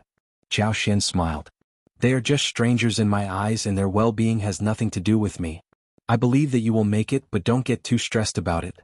Stay calm, just calm. You could never hit the goal if you were too hasty or stressed." Xiao Yunduan smiled and felt relaxed. "Don't worry, I know what to do." He paused before adding, "Let's go home." Xiao Xian smiled and looked at him with a pair of sparkling eyes. "Okay, let's go home." Soon it was mid-autumn day and they made mooncakes as well as many delicious dishes. They killed the duck to make crispy duck, bought the lamb chops to make pan-fried lamb chops, as well as crispy roasted pork with the braised hoof and the golden brown and crispy skin. The fish and shrimp in the river were quite plump at this time. 2 days before the mid-autumn day, Xiao Xian and Xiao Xiaoqi went to catch fish. They got a lot of fish and they were lucky enough to get 2 soft-shell turtles. On the mid-autumn day, dishes such as braised eel segments, prawns and tomato sauce, boiled fish fillets, and crispy small river fish were served on the table. The whole family celebrated the day together. What Xiao Xian and Xiao Yunduan had not expected was that Yuezheng Shao also had some presents delivered to them. The gifts included exquisitely made mooncakes at the store in the province, 6 jars of fine liquor as well as several other snacks and pastries, fresh fruits, lotus roots and water chestnuts. Xiao Xian and Xiao Yunduan accepted them happily, especially lotus roots and water chestnuts, which Xiao Xian was very satisfied with. Lotus roots were delicious while making cold dishes, stewed soup, or even when they were fried. Water chestnuts could also be fried, but it was more delicious when they were steamed. The fruits at Xiao Xian's yard had ripened too. Jujubes, pears, grapes, pomegranates were the common ones, and she expected that Yuezheng Shao would not be too interested in them, so she picked 4 large bergamots. The bergamot, which grew up under the care of her superpower, were particularly stylish and beautiful. They were huge, with long and straight claws, beautiful at the first glance. The golden color simply had no flaws. The scent given out was very nice too. It held a special significance in Buddhism, prepared by madams and ladies of rich families. It was not easy to buy things like these. In addition to the bergamot, the figs were also ripe, and the branches were covered with dense fruit. Xiao Xian picked 2 full baskets and gave them to Chu Shan. There were fresh mushrooms and wooden ears as well. All of them were produced at her home, not very easy to buy. After the mid-autumn day, the days became colder. The rice was growing well and could be harvested within a month's time. They got more than 10 kilograms of honey wax from the honey in the floral field, which was enough for the lipsticks to be processed.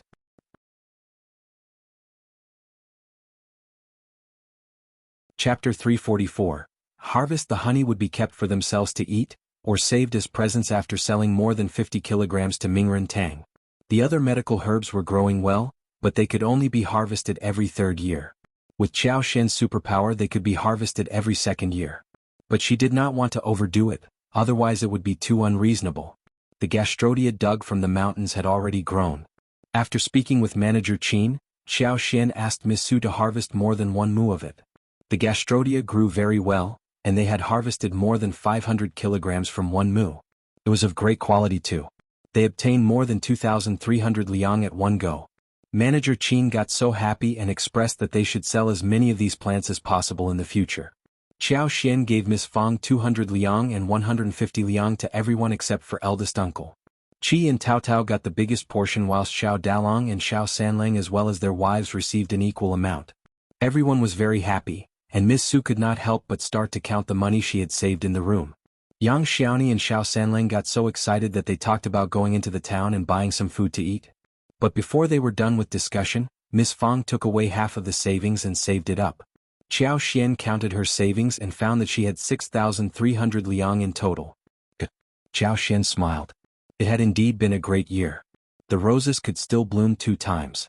After they bloomed, they needed to be pruned again, and her superpower could be applied to let them continue to flourish in the winter with energy. What she needed to do was to wait for the coming year when big and gorgeous flowers would grow vividly. She needed to go back and work on the lipsticks. Miss Su, Yang Xiaoni and Tao Tao were all ready to help Xiao Xian with that. They were very occupied, but it was highly motivating as well. They could earn 41 a day. They could earn a lot already, but this was another way of making money. When the first batch of lipstick was made, the flowers were trimmed, nourished with water. Also, Xiao Xian put some of her superpower in it. As a result, after 2 weeks, the last batch of the lipsticks of the year could be put into production. She calculated and realized that they could make more than 1,500 in total. In that way she could get more than tens of thousands of liang in properties. When the first batch of lipsticks were made, the rice was ready to be harvested.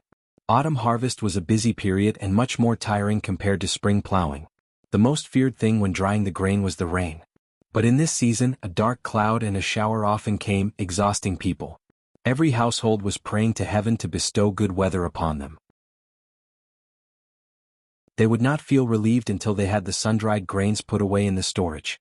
If it rained during the sun drying, the millet would turn black, and the accumulated millet would ferment and then germinate, which was equivalent to complete waste. During the autumn harvest, everyone was racing against time to get good weather. Therefore, even if they had money and wanted to hire someone to harvest, it was very difficult to book the laborers on time. The first section of the family was lucky to have managed to hire people, who worked for them for 2 days, and the grains were all brought in. The whole family went into the field. While Xiao Xian and Miss Fang took care of young babies and made food at home, doing all kinds of housework, Tao Tao Chi and Xiao Yunduan went into the field and worked hard.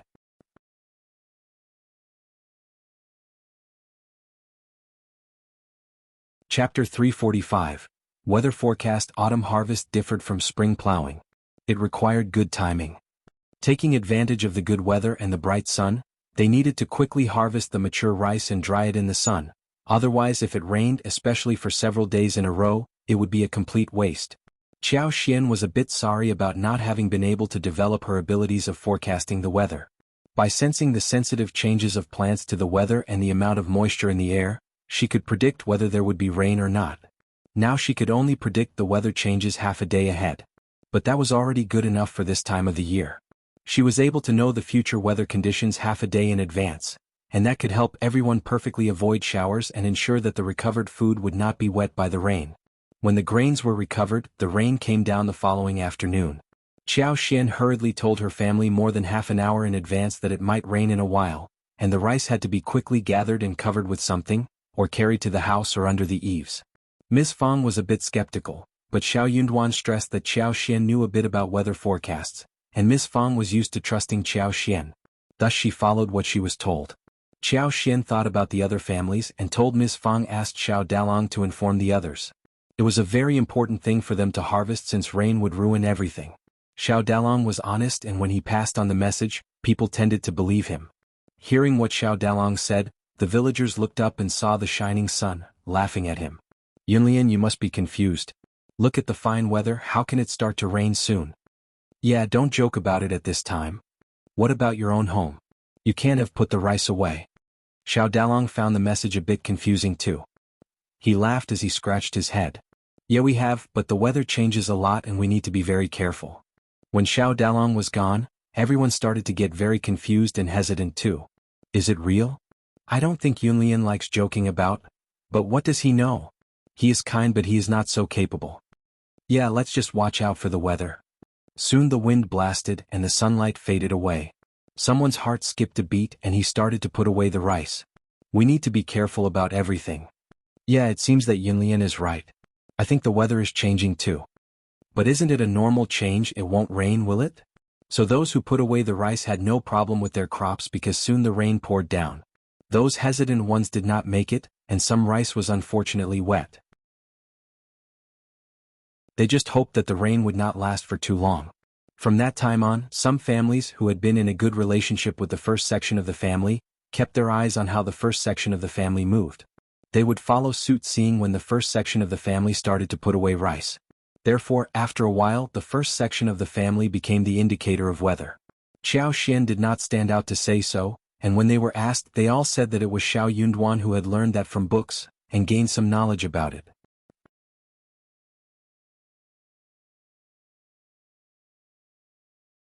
Chapter 346. Teaching for free. The villagers suddenly felt a lot of respect for him. Cultivated talent is very different from the rest of us. Yeah, that is why he is a cultivated talent. He is so smart. A cultivated talent knows everything. Due to the autumn harvest, Xiao Liulang happened to be at home on the break from the college. Hearing the rumor, he felt so jealous that he sneered. He doesn't read anything from the books, he is just trying to fool you all. The first section of the family was not helping the second and the third section of the family for the autumn harvest because they already owed them so much labor fees. The second and third section of the family got really annoyed and only eldest uncle was willing to offer help. Therefore Xiao Liulang was even more sour about Xiao Yunduan. But what could be done anyway? The first section of the family was no longer helping them for free. If they've dared to challenge them, Dev would show the contract to them. They had helped with the spring plow and would not continue to help them for free. Xiao Liulang was feeling very unconvinced. He went to Xiao Yunduan and showed a fake smile. I wonder what books you have read, cousin. Can you loan the books to me? Xiao Xian was mumbling about this annoying man inside her heart when Xiao Yunduan said calmly, I am afraid not. What? You are so stingy. Xiao Yunduan replied. I came across the book when I was in the province but I did not buy it. Xiao Liulang. He did not trust his cousin's words. But he had no evidence to prove that Xiao Yunduan was lying to him. Xiao Liulang continued in a forceful voice. Oh, but how do you forecast the weather? What is the basis for it? Can I learn that too? Before Xiao Yunduan said anything, Miss Fang got quite displeased. Liulang, you are behaving over the top. Why must he teach you for free? Xiao Xian added. Yeah, he has mastered the skill and he is not going to teach anyone for free. You can pay him to teach you. Xiao Yunduan glanced at him and said nothing more. In silence he agreed with what Xiao Xian and Miss Fang said. Also that made sense. He had no obligation to share his skills with others for free. Anyone who understood that would not even ask about it. Xiao Liulang snapped and said, Then I am going to remind you, cousin, that you are just fooling others. Be careful not to show your fox's tail. Miss Fang shouted. What are you talking about? Xiao Liulang stiffened and left the place in pretentious calmness. Miss Fang shouted behind his back. Don't come to our door if you are going to continue to talk nonsense. Stay away from us as far away as possible. What kind of a man is that? Miss Fang sneered. Yunduan, just leave him alone, he is just narrow-minded and jealous. Xiao Yunduan smiled. Don't worry, mother. I don't care. Xiao Xian whispered to him. Don't stress, I won't allow you to show your fox's tail. Xiao Yunduan smiled and tilted his head, looking at her. Okay. After the autumn harvest, Xiao Xian and Tao Tao continued making lipsticks. Xiao Liulang was ready to take the examination. He would make it to a cultivated talent if he passed it. Ms. Ma and third uncle even took Xiao Liulang to kowtow to the ancestors and asked for their blessings.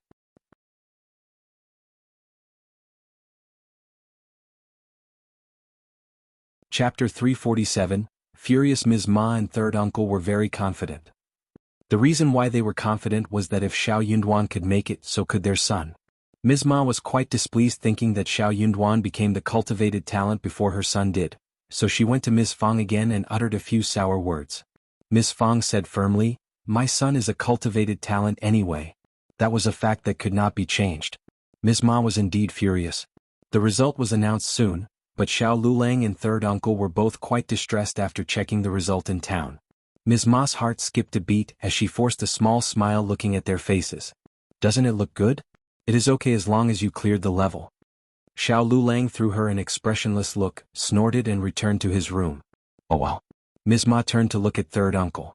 Before the third uncle was able to say anything, the eldest uncle asked concernedly. How is it?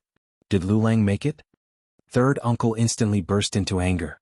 Eldest brother, you are here to joke with us and poke us in the heart, right? Your son was lucky enough to make it, and he even has a wonderful wife. You don't need to show off here. What did you say? Eldest uncle was shocked. He looked unconvinced and replied. I am here because I care about Liulang. You are not showing care towards us. Third uncle said angrily, You are laughing at us. Elder uncle's eyes widened. But, do you mean to say that Liulang didn't make it? What? Ms. Ma's eyes widened as she screamed. How could that be possible? My son is so talented. How could he fail when Yunduan made it? It must be a huge mistake. Eldest uncle frowned slightly at what Ms. Ma said. But he could not complain about this. He opened his mouth and was about to say something, but then he sighed in silence. Third uncle left in a hurry, saying nothing more. What else could he possibly say? Ms. Ma was still in shock as she mumbled. That is not possible. My son failed? But he can do anything, how can he fail? Eldest uncle sighed, glanced at Ms. Ma and felt equally disturbed. He was very happy when his son Xiao Yunduan made it because that was an honor for him. But he could not show off in front of the third section of the family when Xiao Liulang failed, fearing to hurt them deeply. For some reason he could not help but feel a bit guilty when Xiao Yunduan made it, but Xiao Liulang did not. He had hoped that both Xiao Yunduan and Xiao Liulang could make it to a high level. But Xiao Liulang failed once again. Sigh. Eldest uncle sighed, feeling distressed. No wonder his third brother snapped at him. Third sister-in-law. Eldest uncle felt that if he left without saying a thing, the situation would be even more embarrassing. So he sighed emotionally. You don't need to be distressed. Liulang is still young and he can try again next time. Don't worry, he will definitely make it. Ms. Ma glared at eldest uncle. What if he fails again? Eldest uncle was startled. What? Ms. Ma sneered. Eldest brother, don't laugh at us. I know that you are happy that your son made it, but you can't possibly stab me in my heart, right?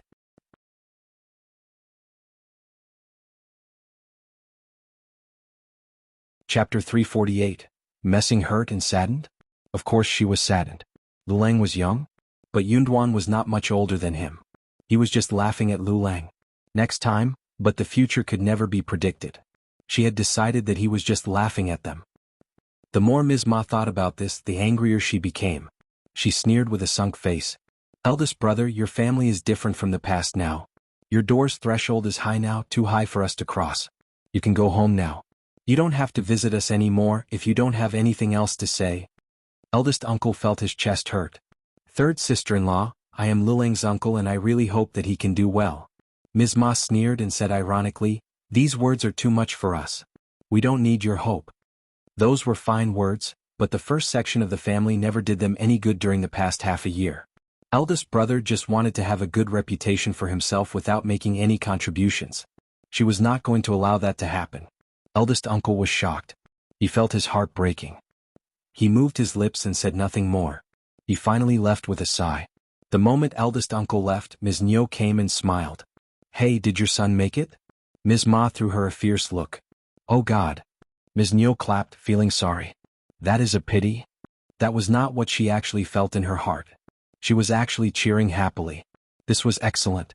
Otherwise only her family would lack a cultivated talent, and it would be bad. Seeing Ms. Ma's long face, Ms. Nyo came up with an idea and smiled. Don't be sad about it, your son studies hard and he should have made it. It must have been sheer luck due to which it didn't happen. Ms. Ma glared at Ms. Nyo, looking distressed. She hated to hear those words. Before she said anything, Ms. Nyo winked and said, Hey, Miss Qiao's father is county magistrate. Maybe you can ask her for help. Perhaps she can speak with her father and help your son a little. Maybe your son passed the examination, but they made a mistake while evaluating his paper. Ms. Ma's eyes brightened. Her heart started to throb.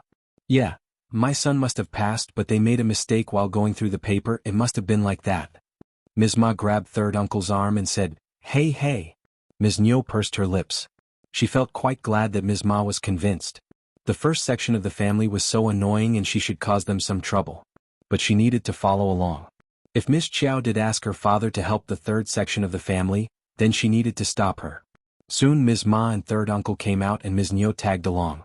Let's go to the first section of the family. Let's go. Hearing that Xiao Liulang and third uncle had gone home after receiving the result, Miss Fang said after a moment, Yo, Liulang fails again. Qiao Xin laughed. How do you know, Mom? Of course. Miss Fang said naturally, they would have come to us a long time ago showing off and spreading the news across the whole village.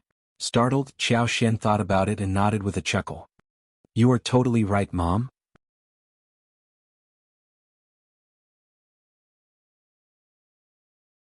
Chapter 349. Wasted money. Miss Fang sighed emotionally.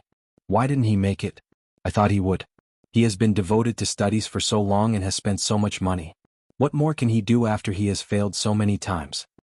Miss Fang did not like them, but she never wished anything bad for them. On the contrary, she wished that they could live a happy life so that her family could be left alone. Zhao Xian smiled.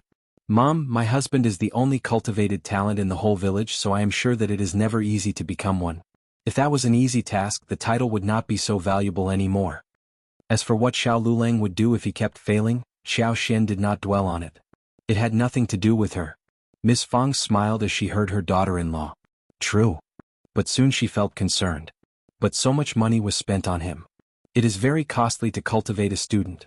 They were just talking when Ms. Niu, Ms. Ma and third uncle rushed into the house. Eldest sister-in-law. Ms. Ma looked as if she had seen a savior and the light at the end of a tunnel. She rushed towards Miss Fang and took hold of her hand tightly. Eldest sister-in-law, you have to help us right now.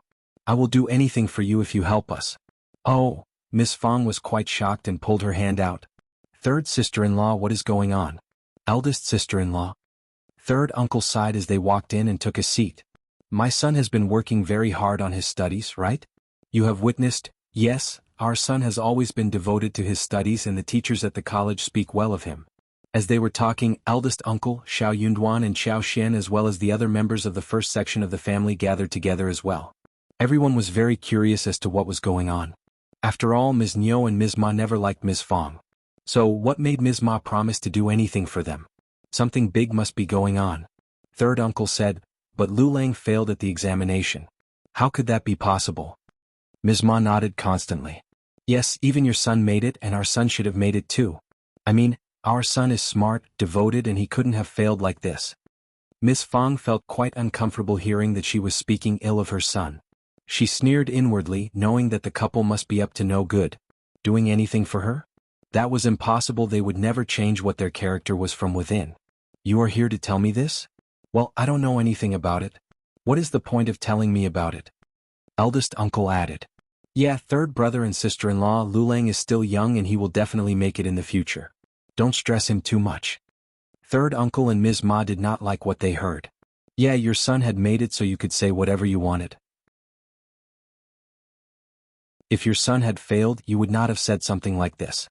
Third uncle said, elder brother, elder sister-in-law, we don't believe that Liulang really failed. We suspect that his paper has been wrongly judged. Hence, could the fifth niece-in-law just tell her father Officer Qjao to check the paper for us? We are a family and if Liulang makes it and has a promising future, we will pay back this favor to Officer Qjao.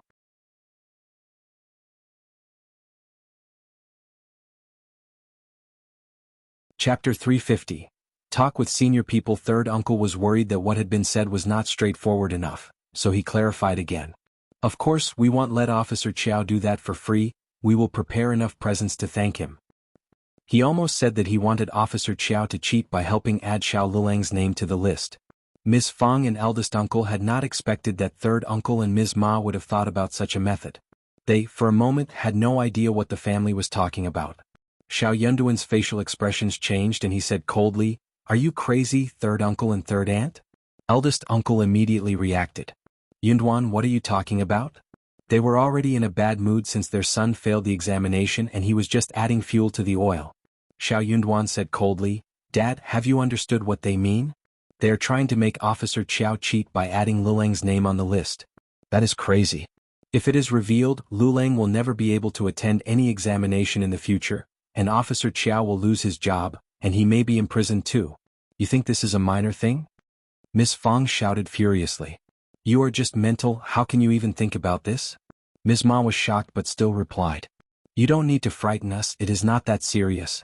I just think that the paper is erroneously judged. It is a situation where a wrong needs to be made right. Xiao Yunduan responded in a clear voice.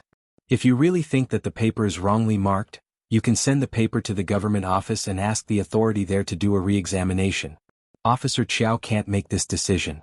If you don't believe me, you can ask your son yourselves. Going to the government office? That was not possible. They would not be okay heading to a strange city in the province. Also, Ms. Ma did not think that it would work out favorably for them. That was not a place for people like them to be at. Hence, she still insisted. It means that they can recheck the paper, right? That is reasonable, isn't it? As long as Officer Qjao was willing to offer the help, they could find any kind of excuse to do so, No one would dare counter that. Also, Ms. Ma was confident that her son must have been wrongly judged on the paper. Third uncle was also somehow confident. Yes, as long as Officer Qjao can extend a hand, we can definitely make it. Eldest brother, eldest sister-in-law, please, this is about Xiao Lulang's future, we are begging you. Xiao Yunduan did not have any idea what more to say but sneered. You think it is very easy to recheck the paper? If it was an easy thing, every participant would do so, and the whole situation would get messy. I told you the officer and scholars should join forces to recheck the paper. Maybe some learned people would come forward and take a look at it as well. If there is any problem with it, then it would be Officer Qiao's fault not to have recruited the right talents and get seriously punished. If the result is the same, your son will be hit and forbidden to participate in the examination again in the future. Who told you that Officer Qiao has the right to make that call? If you don't believe me, you can go to the office and ask about it. Qiao Xian smiled. He is right. It is a huge thing if a mistake on the paper is done, and any wrong result can cause someone's death. You must be mental to have suspected the fairness of the recruitment. Ms. Ma was not convinced. You are just frightening us. Then you can go and visit the province yourself. Qiao Xian sneered. You have nothing to lose, right?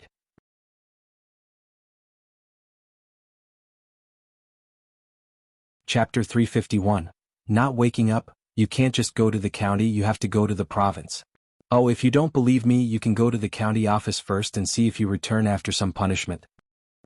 Eldest uncle frowned at Qiao Xian. He was very displeased by what Qiao Xian said. She sounded quite impolite. He moved his lips but said nothing eventually. Miss Fong was really furious by this point.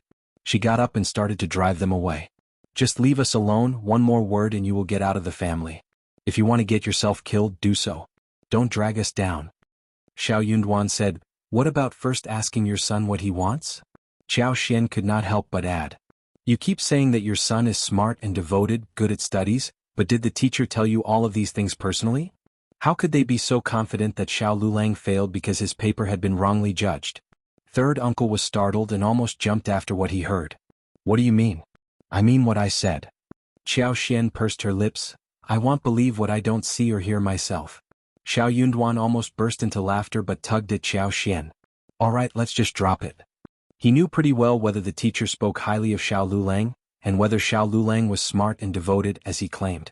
But he was not going to tell the truth to the public since his cousin wanted to brag about his non-existent skills. After all, he would not be able to offer any evidence to the family. They might even call him jealous. But Qiao Xian was so straightforward that she said it out loud. Third uncle snapped.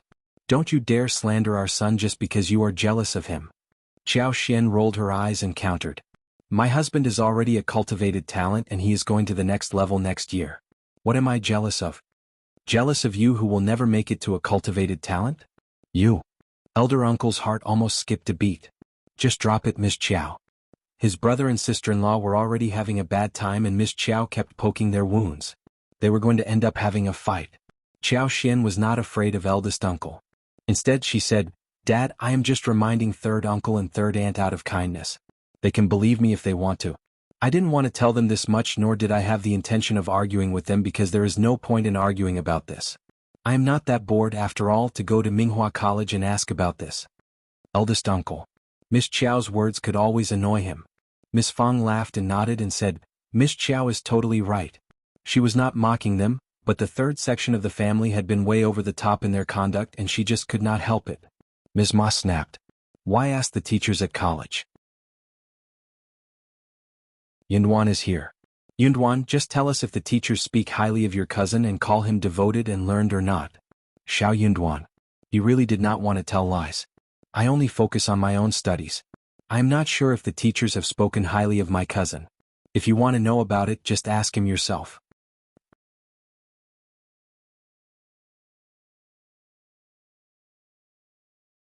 Chapter 352, Xiao Lulang's uncertainty. What do you mean? Third uncle asked him with force. He panicked for some reason. He subconsciously felt that what Xiao Xian said was right, but he just could not accept it. Feeling confused, third uncle glared at Xiao Xian and Xiao Yunduan, sneering. You can just put it straightforwardly that you don't want to help us. Why do you still accuse my son? You are just jealous and you just don't want him to become good. Just wait and see. Proverb says that rain takes turns in pouring down. You can be as proud as you want, but my son will become far more excellent than you. Ms. Ma snorted. True. Let's see whose turn it is to beg in the future. Ms. Fang felt so annoyed when hearing their impolite words to her son. She snapped. Then let's see what happens. No matter what happens to my son, I will never turn to you for help. Anyways, we have never turned to you for any help ever. Third uncle got so annoyed that he ignored Ms. Fang and shouted at Ms. Ma. Let's just go. Ms. Niu chuckled as she watched the whole show. Then she left with the couple of the third section of the family. Ms. Fang glared at eldest uncle. Look at your brother's family, what kind of people are they? Yunduan is better than Liulang, so what? They can speak highly of their son if they want to, but why must they talk down to our Yunduan? I do hope that everyone can live a good life, but they don't wish so. They hope that we will have a hard life so we can turn to them for help. But honestly, if that day really comes, do you think that they will help you? Having said that, Ms. Fang left angrily without waiting for eldest uncle Shao. Yunduan left along with Qiao Xian. The others all dispersed into different directions as well. Eldest uncle felt his heart breaking down. He had done nothing wrong, but why did he feel that everyone else believed that he had done something wrong? What had he done wrong? He was just feeling sorry for his third brother and third sister-in-law. He was their family and he should feel sympathetic towards them, right? It was not good to laugh at them or counter them, no? When it came to the third section of the family, Ms. Ma got so annoyed that she cursed Qiao Xian and Shao Yunduan. The couple knocked at Xiao Lulang's door and asked him about what happened. Both of them talked one by one and they exaggerated certain things to make the story sound reasonable. After a long while, Xiao Lulang finally understood what they were talking about. He could not help but feel moved. Yes, he was very confident about his abilities, but why did he fail again? Maybe the paper was wrongly judged after all? If the paper could be rechecked, he might make it to the next level? Seeing the expression on his face, Ms. Ma got excited and snapped. Ms. Qiao and my nephew are just liars. They keep frightening us and saying that we can't do this unless we want trouble coming to us. They just don't allow us to flourish. Shao Lulang brought himself back and his face changed. Just forget about it, the results can't be changed once they are out. Third uncle and Ms. Ma found what he said even more motivating. They could not forget about it but got increasingly driven. Forced, Shao Lulang had to spill the truth. Shao Yunduan and Xiao Xian were totally right. Just forget about it, it isn't a good deal. Officers are not that easy to speak to. What if they pick on us? We are just civilians, unable to counter them.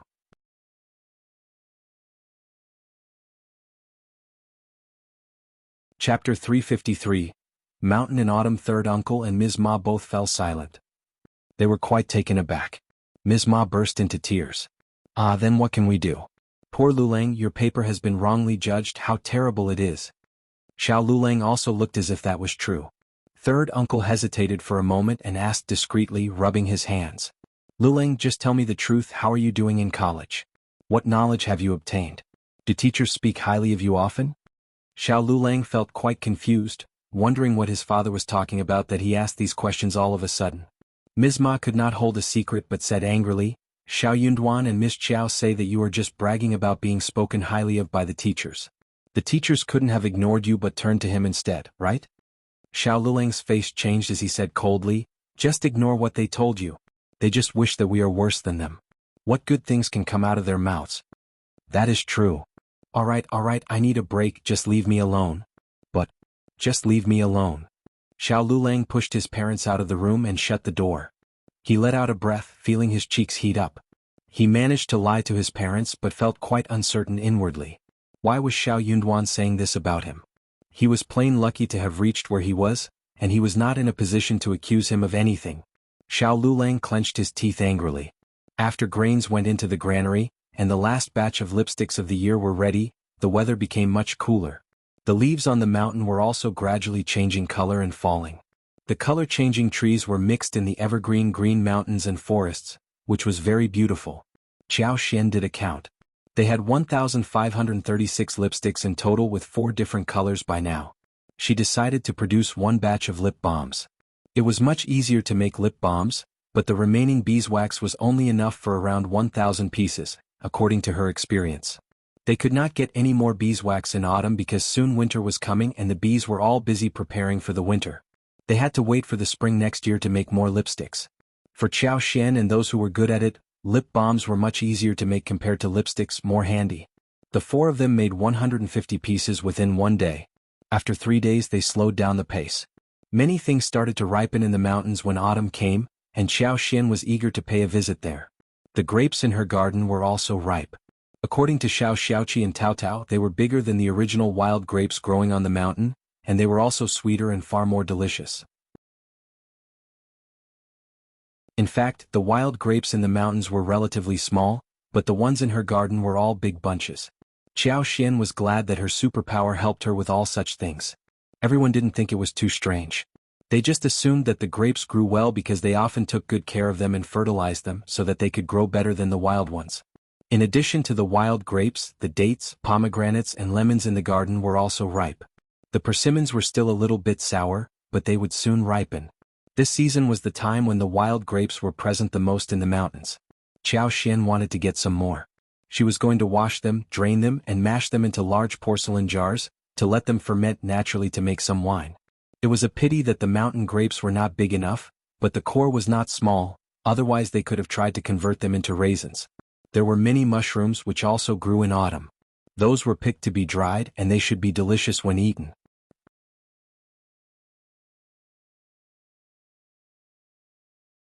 Chapter 354. Into mountains again. Xiao Xian had been thinking about the creeping figs and expected that they would be ripe by this point. Each fruit was slightly larger than an egg. They could pick it and bring out a pack of finely crushed seeds from inside and dry it in the sun. When they wanted to eat the jelly, they could wash it with water and let it condense. They could break the transparent jelly in a bowl, add some sugar water, a little mint juice and some other nuts. That was the taste she had been thinking about for a long time. When the work in the farm wasn't that heavy, Xiao Dalong and Miss Su and others waited for Xiao Xian to go into the mountain together. Xiao Yunduan also wanted to take a break from his studies, so he offered to tag along. Xiao Xian got quite motivated being in the environment where she was surrounded by plants. Since it was autumn when the liveliness wasn't that strong, she was slightly slower in using her superpower. Xiao Xian decided to find some wild grapes in the first 2 days as well as other things. But birds in the woods love to eat wild grapes, so they needed to hurry up before the birds pecked the plants. Wine made with grapes could be brewed easily, so they had 3 large jars that could hold at least 100 kilograms of wild grapes. Therefore they only needed to get around 100 kilograms of wild grapes. They were going to remove the veins and the rotten and bad fruits. Wild grapes were plants with veins, and they kept climbing up to the top of the trees so as to get plenty of sunlight. Therefore it was not an easy job to get the grapes.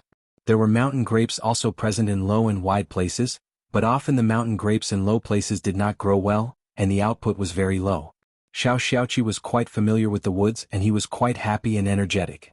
There were all kinds of wild fruits in the mountains, especially in the sparsely populated and densely forested mountains.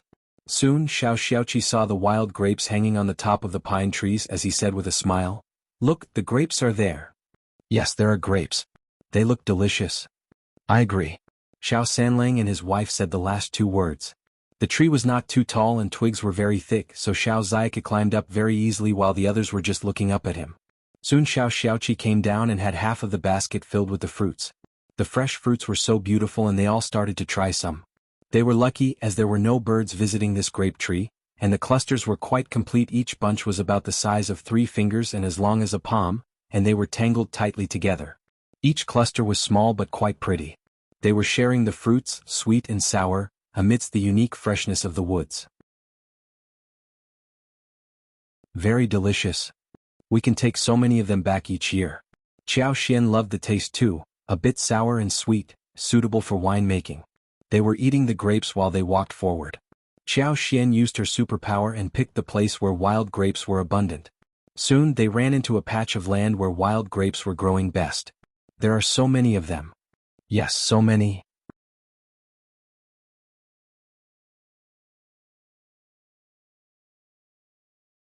Chapter 355. Harvest. It seems that there are many wild grapes in the mountains this year.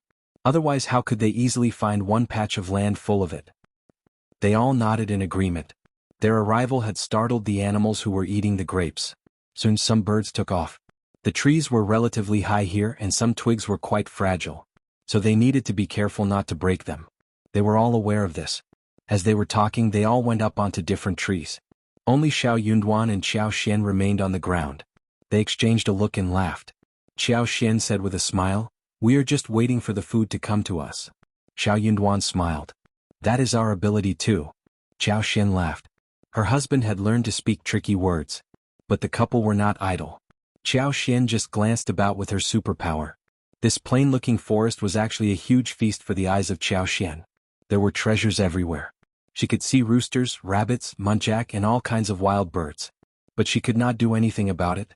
Still, she couldn't help wanting to pick all kinds of mushrooms in the forest.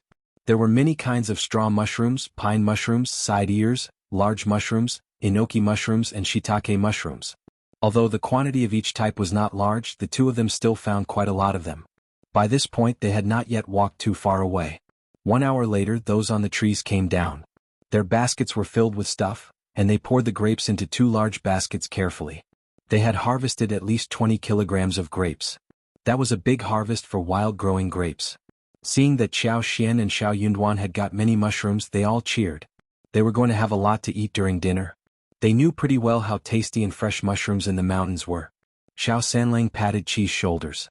"Qi, come on, you should catch at least 2 wild roosters for the mushrooms." They all laughed. The team walked forward and within an hour's time they found grapes again. This patch wasn't as large but they were still enough. They almost managed to fill up their baskets after this trip. So Xiao Sanlang and Yang Xiaoni went home with the grapes first. Otherwise it would be too tiring to carry them around. Xiao Sanlang still reminded Xiao Xiaoqi as he was about to leave. "Qi, don't forget about the roosters or even rabbits will do." Qiao Xian laughed. Xiao Xiaoqi threw a helpless look at him. "Don't worry, third brother, I am definitely going to get some." As the couple left, Qiao Xian and the rest were holding cloth bags. They stopped looking for grapes but turned to search for mushrooms and wild animals. They had more than 30 kilograms of grapes today, and they needed to deal with them before continuing the next day. Qiao Xian could focus on finding the creeping figs at this moment. But she did not find any. Instead she found some more mushrooms whilst Xiao Xiaogi got 3 roosters and 5 small birds, before they all headed home. On the way home they got 1 muntjac. It was not that hot, especially during the night when the temperature dropped tremendously.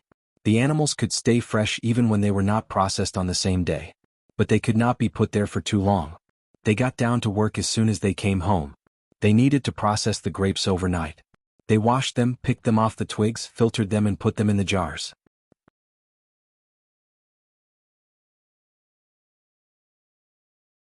Chapter 356. Yuezheng Shao and Xie Jingrong. The 30 kilograms of mushrooms were sorted by Qiao Xian, who processed them well.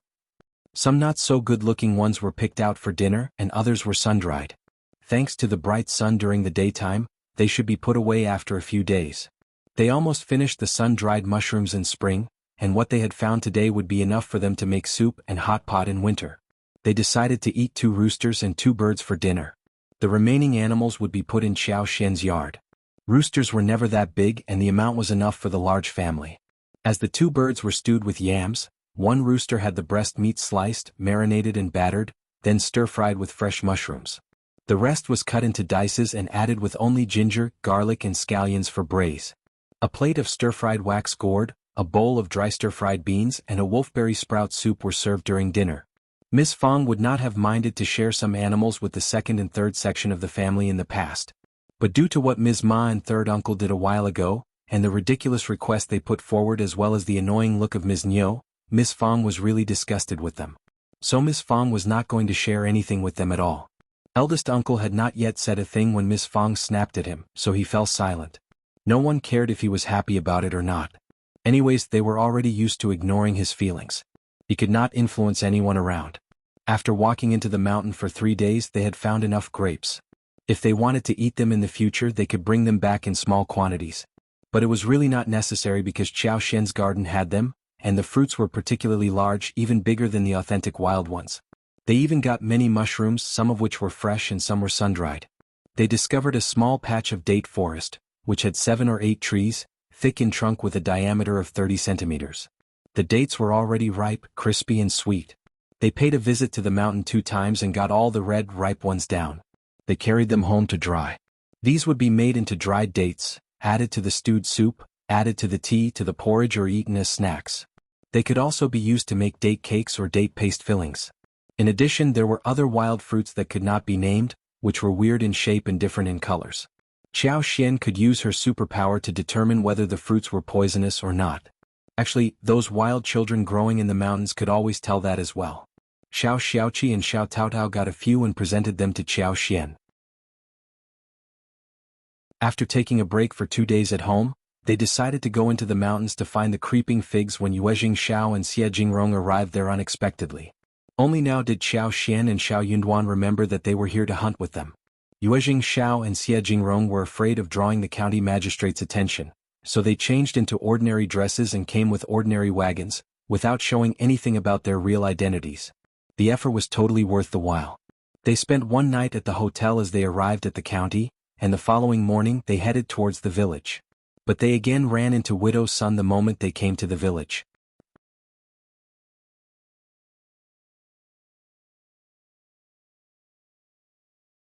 Published at 28th of August 2023, 12:40 and 54 seconds p.m. Chapter 357. Chapter 357. Widow's son again. If audio player doesn't work, press stop then play button again. Chapter 357. Widow's son again. Chu Shan, who was sitting on the wagon, exchanged a cold look with Widow's son, snorted and looked away. It was this woman who tried to set up his young master and young master Xia, because of which he ended up being scolded. Chu Shan disliked this woman deeply. Widow's son had not recognized Chu Shan at the beginning. She just found him a bit familiar. But wagons were rarely seen in the village, so she suddenly remembered who they were. It's them. So they are visiting Shao Yunduan again? How can that man get to know so many rich people? Widow's son could not help but feel curious, wondering who was in the wagon. But she knew clearly that she could not visit them, otherwise Miss Fang would blast her off. But Widow's son was too curious to restrain herself. She could not help but wonder what on earth was going on there. So Widow's son went to Ms. Niu again. Hey, remember what I told you about the guests of the first section of the family? They are 2 rich young masters in the wagon. Widow's son winked. Your Miling is still unmarried, right? This is a great opportunity and you can't miss it. If Tao Tao steals the show and becomes the wife of some rich people, your Miling will have a lot of difficulty in finding a better suitor. Ms. Niu did not want to speak with Widow's son because Shao Yunduan turned her down last time when she asked. But when she heard the last sentence, she could not help but feel motivated. So, Shao Yunduan and Miss Fang refused to introduce the 2 young masters to her because they expected Tao Tao to marry one of them? That was not going to work. Ms. Niu made up her mind and pursed her lips. Just forget about it. Shao Yunduan is nothing more than a cultivated talent. How rich can his friends be? But I can have a look at them. Ms. Niu got up and started walking. Widow's son followed up, smiling. It depends on who you are comparing them to. The 2 men are in a wagon and they have servants. I believe that they are definitely richer than us, right? Ms. Niu snorted and admitted that Widow's son's words made sense. She thought the same thing as Widow's Sunday. Those who could befriend Shao Yunduan must be rich, but not as rich as those big shots. If the 2 women knew how much wealth the Yuezheng family and the Xie family had, they would not think about having a marital relationship with them. Xie Jingrong and Yuezheng Shao's sudden visit surprised Shao Yunduan and Xiao Xian. The family met them for the second time and was already used to their arrival. They greeted each other, and Miss Fang put away the gifts they had with them. She asked Yang Xiaoni to boil water and prepare the tea whilst instructing Tao Tao to fetch the keys from Xiao Xian and pick some fresh grapes and dates from the garden to serve the guests. She had no idea about what to prepare for lunch, and decided to wait for Xiao Xian to figure it out. The 2 young masters looked neatly dressed and they seemed to be interested in dishes cooked by Xiao Xian, not others. Miss Fang felt very honored that these 2 young masters had befriended her son, and she decided to treat them well. The tea leaf was lavender whilst the fruits were newly picked. Yuezheng Shao was very curious about everything in their family. Those ordinary-looking dates and grapes seemed quite unique in their eyes. They had a bite of each and sure enough they tasted extremely good.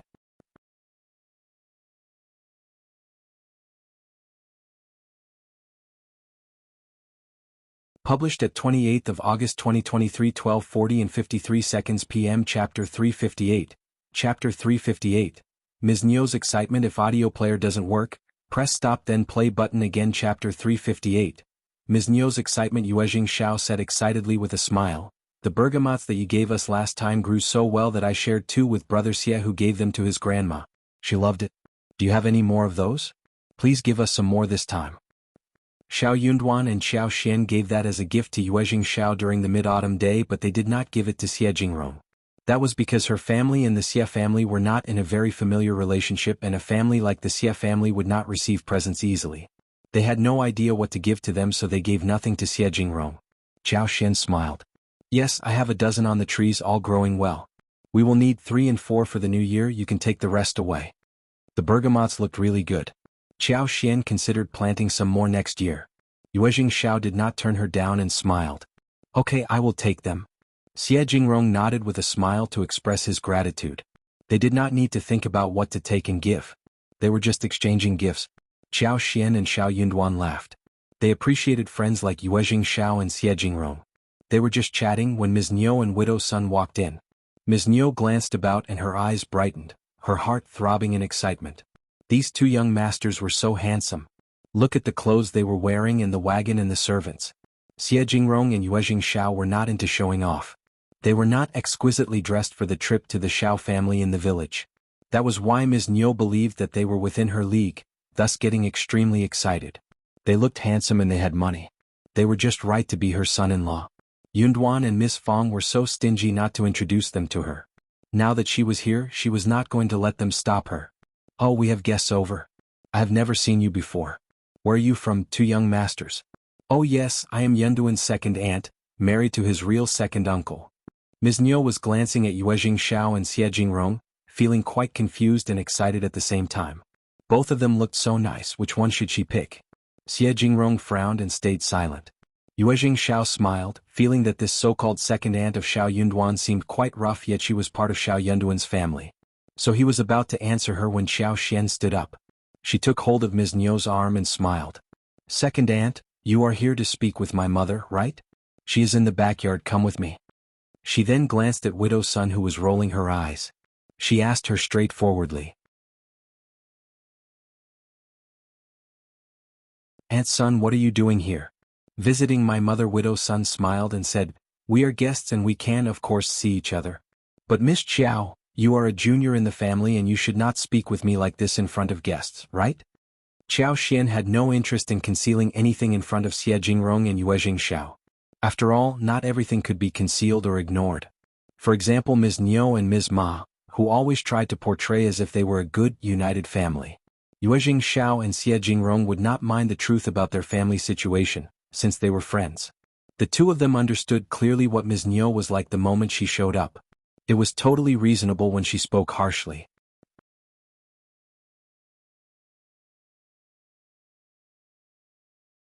Published at 28th of August 2023, 12:40 and 52 seconds p.m. Chapter 359.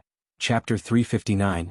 Driving away. If audio player doesn't work, press stop then play button again. Chapter 359. Driving away. Also, they both were from big, noble families, where they had seen infights all the time. So, they would not dislike them for no reason. Zhao Xian smiled. You spread a rumor about our family and had a fight with my mother. I am just curious about what you are doing here at our door? Yuezheng Shao burst into laughter. Widow Sun had not expected that Zhao Xian would humiliate her in front of everybody. Her cheeks flushed in embarrassment and she got so angry that she could not utter a word. Miss Zhao, how dare you?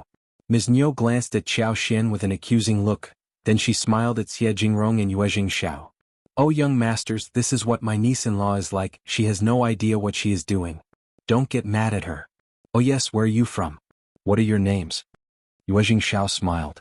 Miss Qiao and brother Shao are both very nice people. Xie Jingrong nodded. True. Ignoring Ms. Niu, Zhao Xian pulled her away when Miss Fong and Yang Xiaoni came out of the backyard, looking dumbfounded seeing the 2 women. Miss Fong took hold of Ms. Niu and dragged her away. Widow Sun got a glare from Miss Fong and she hurried away saying that she had something else to do at home. Miss Fong grabbed Ms. Niu in the backyard saying furiously, Stop being so embarrassing at my house. Ms. Niu was unhappy. Why am I embarrassing you? You just don't want us to live a better life. These 2 young masters look like a great match for my Meiling. Stop it. Now. Miss Fong almost wanted to give her a kick. Ms. Niu, they are Yunduan's friends and they are here to visit Yunduan. Look at your Meiling, how can she be a match for them? Don't turn her into a joke so she has no reputation left. Or else don't regret your actions later. Their marriages will be determined by their families. If you want to make your daughter into either of their wife, go and recommend her in front of them directly. You, Ms. Niu sneered hearing Miss Fang's harsh words. What are you talking about? I know what you are thinking. Ms. Niu lowered her voice. You are planning to match Tao Tao to them, right? What? Miss Fang was startled, not knowing what Ms. Niu meant. When she realized what Ms. Niu was trying to say, she raised her hands and almost slapped right on her face. No one is as greedy and imaginative as you are. Ms. Niu sneered and did not believe her. Anyway, you are welcome to think what you like. Miss Fang said coldly. They are my guests, and if you dare to do anything, I will not forgive you ever. Having said that, Miss Fang drove Ms. Niu out. Ms. Niu did not dare to walk into the room and left in anger. She was not giving up. She loved those two young masters and she needed to work hard for them. She understood clearly that it was the only chance she could have. Inside the room, Xiao Yunduan smiled. Sorry for the commotion. Please forgive them for what they have done and said. Xiao Yunduan did not want to tell them anything bad about Ms. Niu and the other woman. But he needed to warn them. The two women might come up with some other ideas later. Yuezheng Shao smiled. Brother Shao, don't worry. Every family has its own problems. My family affairs might be even worse than yours. Jingrong smiled. The Xia family had many internal problems too, but not that bad since no one dared to make a scene in front of him.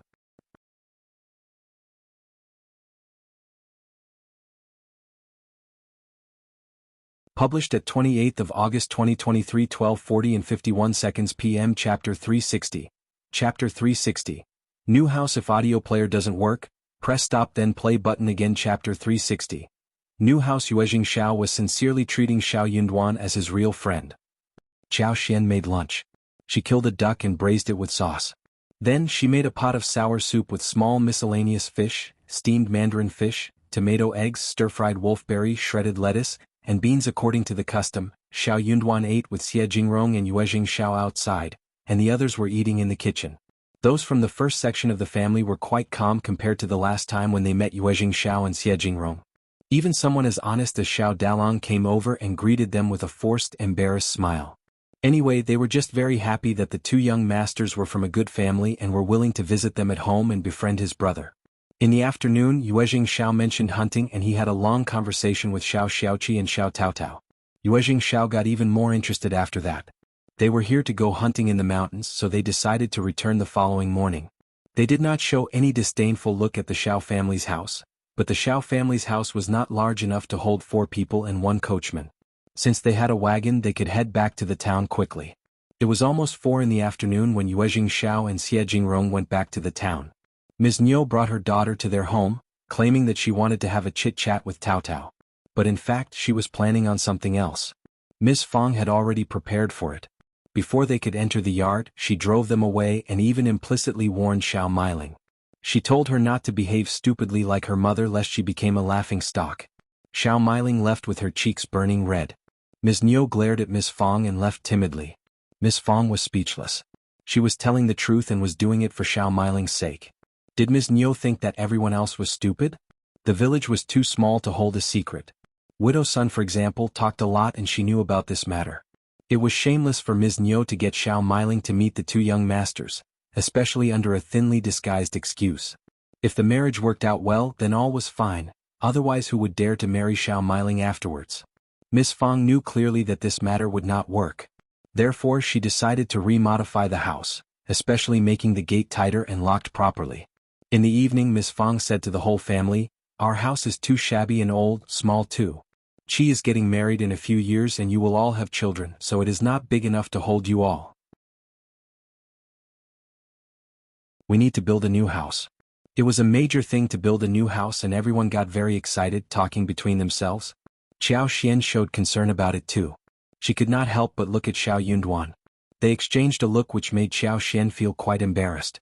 She moved her gaze away from him.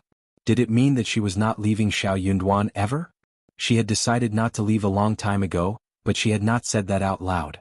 Also, Xiao Yunduan had not said anything to have her stay back. But the way she behaved seemed so obvious to Xiao Yunduan, who felt quite delighted. Eldest uncle sighed. "We do need to build 2 more rooms, but do we have any money for that?" Miss Fang said, "2 more rooms? We need to demolish the whole house and build a brand new one, to live a cozier life. As for money, we have saved some." Eldest uncle.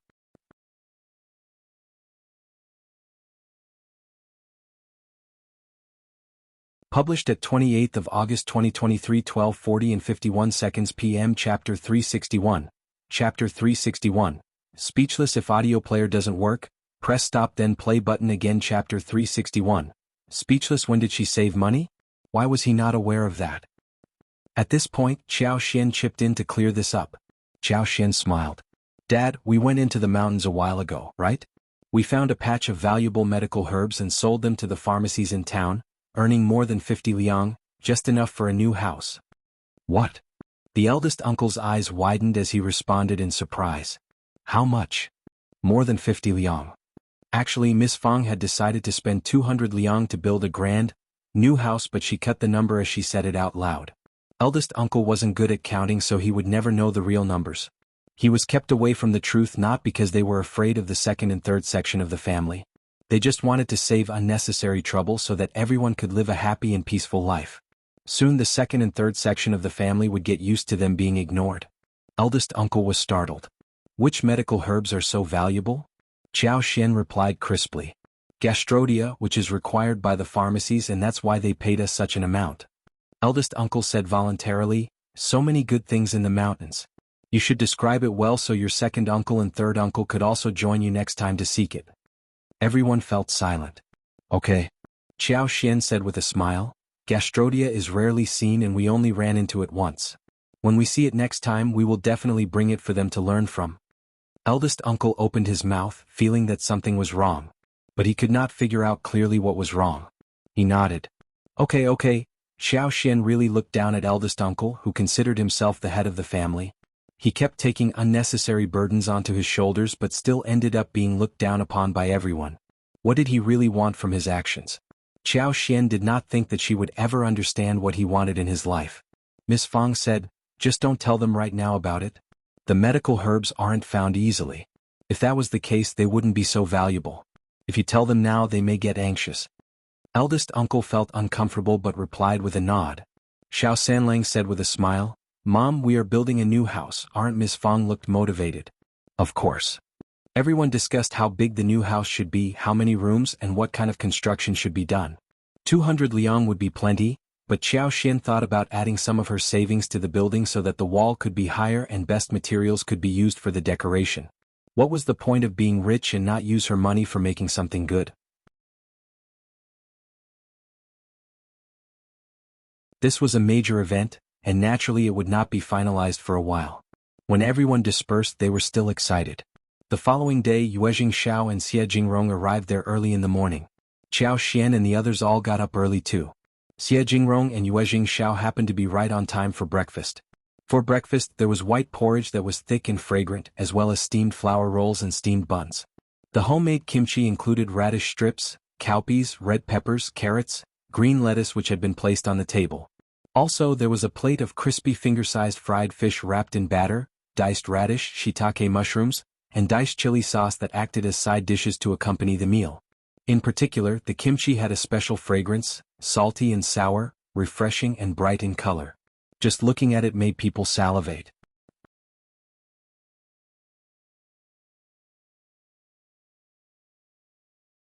Published at 28th of August 2023 12:40 and 50 seconds p.m. Chapter 362. Chapter 362. Into Mountains. If audio player doesn't work, press stop then play button again. Chapter 362. Into Mountains. Jingrong and Yuezheng Shao had never seen this kind of food before. They started to drool when they smelled it. They had eaten breakfast, but when Xiao Yunduan asked them to join him, they still ate half a bowl of porridge with kimchi. Yuezheng Shao still had some lingering taste in his mouth. Your kimchi tastes really good. I'm already addicted to it. Xiao Sanlang stepped forward and said emotionally, that is true. I also feel so. But my mom stops me from eating much. ECU 1B. She glanced at her dumb son. He ate too much to suffer from indigestion, but he was now saying that he could not eat enough? He was so dumb. Yuezheng Shao laughed. Xiao Xian said, it is very easy to make it. I can tell you how to make it and you can ask your servants to do it for you. Making kimchi was the same as making pickles. Anyone who could make food could make it. Xiao Xian had not thought about selling it for money, so she could share the recipe easily. Tao Tao and Xiao Xian often made one huge bowl for the family's consumption. It was very easy to make, and the ingredients were easy to prepare as well.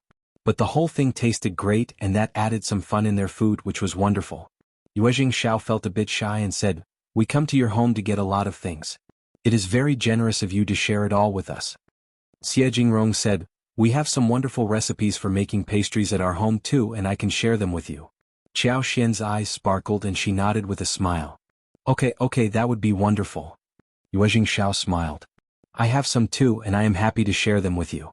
Having eaten breakfast, they wrapped 10 steamed buns and picked the tools to take along with them.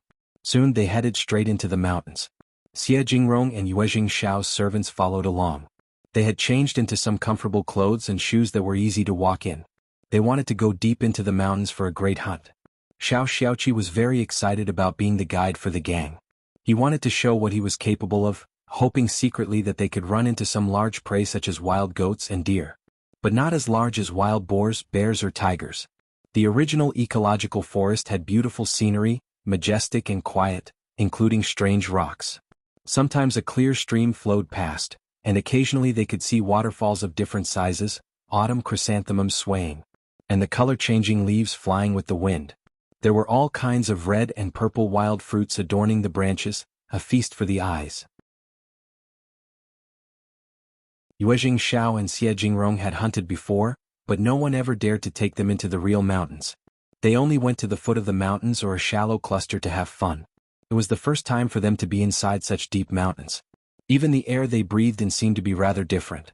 They were quite amazed by this kind of landscape and spoke highly of it. Seeing that young Master Xie and young Master Yuezheng, who were born in a noble family, were so interested in this kind of place, Shao Sanlang and Shao Xiaoqi could not help but admire them. They kept telling them about the surroundings, and they were engaged in an animated conversation with each other. Shao Xiaoqi would hunt wild roosters and rabbits when they ran into those animals. Sometimes he would ask the two young masters to pull the arrow on the right occasion. Yuezheng Xiao did not know how to shoot. He only did that based on his own instinct and unsurprisingly, missed the target all the time.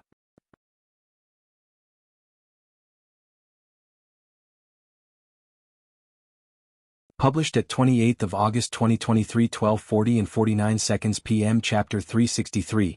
Chapter 363. His skills. If audio player doesn't work, press stop then play button again. Chapter 363. His skills. Jingrong was quite a surprise. He managed to hit 2 wild roosters. They were shocked, but Jingrong just smiled, saying that he had learned a little bit of shooting and riding before. Shao Yunduan could not help but admire him secretly. A well-mannered man should have 6 skills, including shooting and riding. Jingrong was really good at shooting and riding after being trained by the Xie family, and he looked elegant when he did it. That was amazing. Both Chu Shan and Xie Dong were delighted. They barely had this kind of fun before, and every time one prey was shot down, they would go to fetch it as if they had hit it themselves. Yuezheng Xiao was not sad even if he failed. They were just here for fun. Apart from hunting, Shao Xiaoqi and Tao Tao even picked some wild fruits to share with them, like wild grapes. They also came across a few peach trees. The red fruit was not much bigger than a duck's egg. It tasted good, crisp and sweet with a peachy fragrance. So they got a few ripe ones to take them home. Qiao Xian picked some mushrooms, which drew Yuezheng Xiao's curiosity. Half a day passed and there were no large animals seen, but soon after lunch, they ran into a muntjac. Shao Xiaoqi's eyes sparkled. He rubbed his hands in excitement. "We are lucky to run into such a large dude." Shou no sound. It is quite cautious. Shao Xiaoqi's thick eyebrows were raised and he looked sharp. He stopped the others from moving, but amongst the shadow of bushes and trees, he moved forward slowly. At the proper distance, he pulled the bow, aimed with one eye shut at the animal's heart and released the arrow directly. It hit right on the animal's heart. The animal let out a scream and then collapsed. It struggled for a while and finally stopped moving. Chu Shan and Xie Dong cheered. He hit it again. The 2 servants rushed to carry the animal back. "You are great, Qi." Yuezheng Xiao raised his thumb at Shao Xiaoqi, complimenting him sincerely. Shao Xiaoqi scratched his head and smiled in embarrassment. "It's okay, very good, not just okay," Yuezheng Xiao said with a smile. Especially when he was hunting the muntjac a while ago, Shao Xiaoqi's whole state immediately became different. He was a bit fierce when he was serious, with that posture, that movement, that expression. Those who did not know what was going on would think that he was not hunting but facing a fierce enemy. When he thought about how he had hunted the roosters and rabbits, he seemed to be just having fun. "You can join the army. You will definitely shine there. Right, brother Xie?" Jingrong nodded. Yes, Qi, you are totally professional, and if you join the army you can stand out very easily. Who taught you all of these skills? Xiao Yunduan and Xiao Xian exchanged a look and their hearts sank. They did not think that it was not the right time to tell the truth, but they had no idea what else to say. Both of them were quite surprised too that Qi seemed to be an expert. But then who was Hunter Zhao who taught him these skills? Why did he spend the rest of his life in this village? Shao Xiaoqi replied casually. It's not a big deal. An experienced hunter taught me these, but he passed away a few years ago.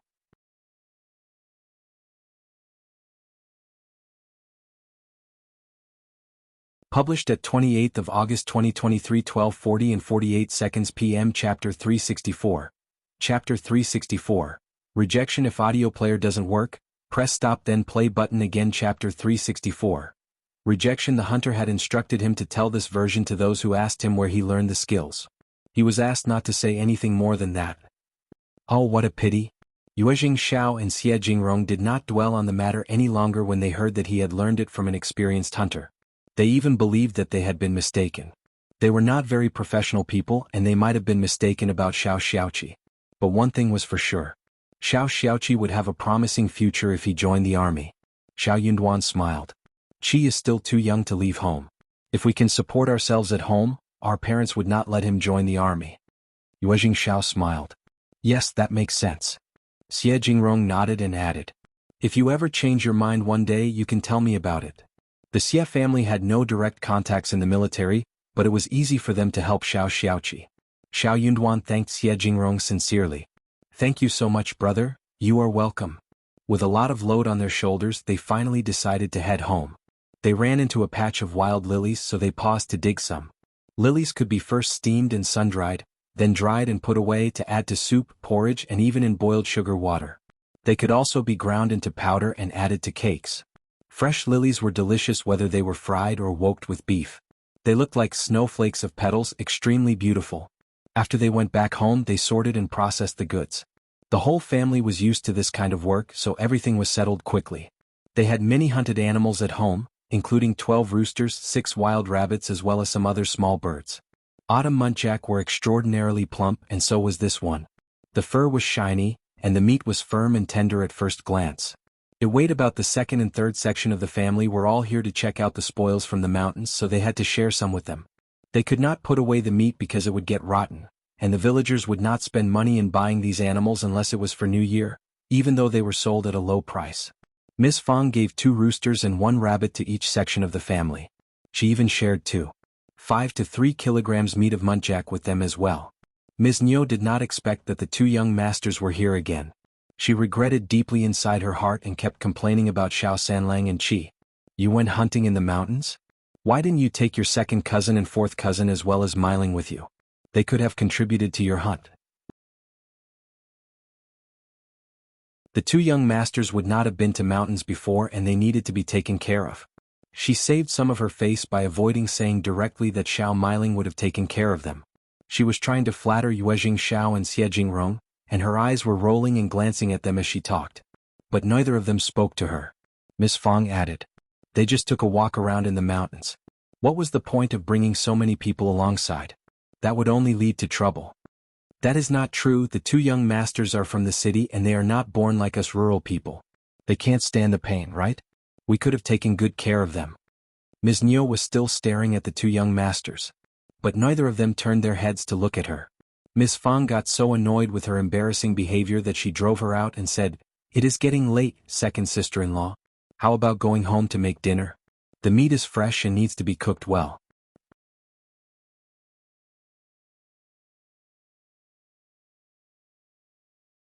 Published at 28th of August 2023, 12:40 and 47 seconds p.m. Chapter 365. Chapter 365. The jelly made of the creeping figs. If audio player doesn't work, press stop then play button again. Chapter 365. The jelly made of the creeping figs. Ms. Niu could not help but feel greedy. It was getting very late and the 2 young masters must be leaving soon. She could not do anything with the first section of the family around so she had to leave. But the 2 young masters did not leave. Instead they stayed back for dinner. The freshly hunted animals should be excellent to eat. Xiao Xian used all kinds of seasonings and prepared the dinner. They had dried bamboo shoots, fresh mushrooms, and she woke them together for some plain yet delicious homemade dishes. After dinner, Yuezheng, Shao, and Jingrong left. Xiao Xian said to them with a smile, "Remember to come for breakfast tomorrow morning. We can have steamed buns with those meat as fillings." Both of them nodded in agreement. They did come for breakfast the following morning. Xiao Xian and Miss Su got up early to cook breakfast. The meat of 2 roosters was removed, and the remaining chicken racks were used to cook porridge. The rooster was chopped, and some chopped green onions and shiitake mushrooms were added to make the bun stuffing. The muntjac meat was minced for pies. They added some hot and sour kimchi and chili sauce, making the breakfast look delicious and appetizing. They ate breakfast and headed into the mountains again. Yuezheng, Shao, and Jingrong loved the landscape of this place. They were not tired at all. They were heading back the following day, so they kept hunting more animals and decided to bring them back home.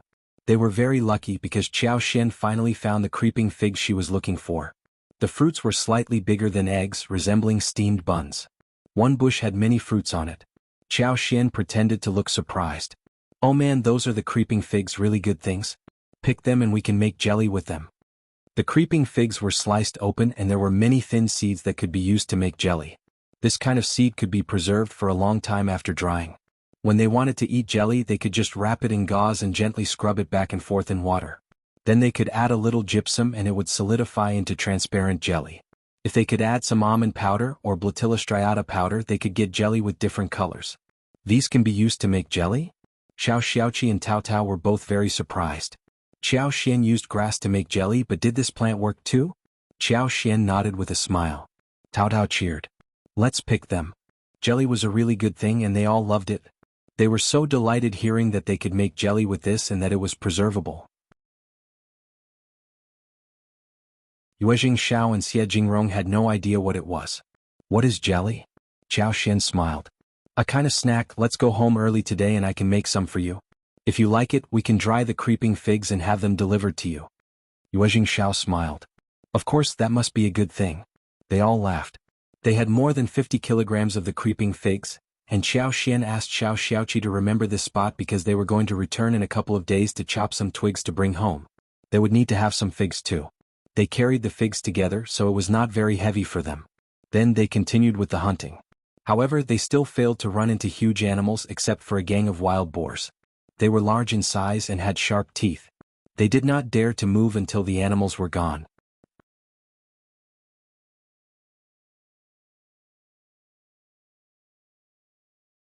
Published at 28th of August 2023, 12:40 and 46 seconds p.m. Chapter 366. Chapter 366. Business. If audio player doesn't work, press stop then play button again. Chapter 366. Business. There were large animals in the mountains, many of them actually, but they were not to be hunted. Xiao Xian found a herd of wild sheep, mountain deer and muntjac several times, but the distance was not close and the mountain road was not easy to walk. By the time they walked over, they would have gone nowhere. They were not professional hunters and they were not strong enough to run after them. Xiao Xiaoqi might be able to cope up, but not the rest. No one would allow Xiao Xiaoqi to hunt them down alone anyway. What if something happened to him? Anyways, what they had got was already enough. Back at home, Xiao Xian and Tao Tao started to make the jelly together. The fresh creeping figs worked well. When the jelly that was solidified like crystal in the large porcelain bowl was ready, they used a spoon to scoop small pieces into the small bowl to break it, added the boiled honey syrup and a little mint juice and carried them out. Everyone from the first section of the family seemed to look forward to the jelly, including the 2 youngest children who were really eager to eat them. Yuezheng, Shao, and Jingrong got even more curious about it. When the jelly was finally served, they saw how it looked and became aware that the waiting was worth it. They took a spoonful of it quickly. It was smooth, tender, and elastic. The sweetness of honey and the coolness of mint adjusted the taste of jelly, turning it into a delicious snack. Yuezheng, Shao was surprised. How amazing! How can the fruits lead to such a thing? Jingrong was very impressed as well. They were born noble and had been offered numerous delicious things, but they were only served when the dishes were ready. That was the first time for them to pick the ingredients, make them and see how the dishes were prepared. So they found the whole thing really interesting. The fruits that looked so ordinary had been turned into such crystal clear jelly after some processing. It looked beautiful and was delicious too. Xiao Xian smiled. Later, I will ask my husband to write the recipe to you, and you should take some of these fresh fruits back. It's too late today, but you can add some chopped walnuts, chopped peanuts, raisins, etc., or even diced fresh fruit to this jelly. It would taste excellent. It's a pity that there is no ice at home, otherwise adding crushed ice makes it more delicious. Yuezheng, Xiao and Jingrong thanked her happily. Yuezheng Xiao looked at the couple and suddenly smiled. Brother Shao and sister-in-law, I have an idea. Why don't we open another store and just sell this jelly? Brother Xia, join us as well. They'll find 2 reliable dessert masters. Besides this jelly, if I think about a few other things, this shop will definitely be operated well. Brother Xia and I pay the cost and we share the profit equally. As for the raw materials, Brother Shao and the others provide them here, and the store buys them at market prices. Xiao Xian had predicted something like this to happen. She exchanged a look with Xiao Yunduan, who did not object, so Xiao Xian smiled. That should work when it gets hotter next year. We can find some fruits before it happens, otherwise the raw materials would not be enough. But we can't just keep looking for fruits, since their availability is totally out of our control. We can buy land and plant them ourselves. Yuezheng Xiao smiled vigorously. You can think about this whilst we can find some suitable store for it. We should make it work, though it is a small thing, the profit should be huge.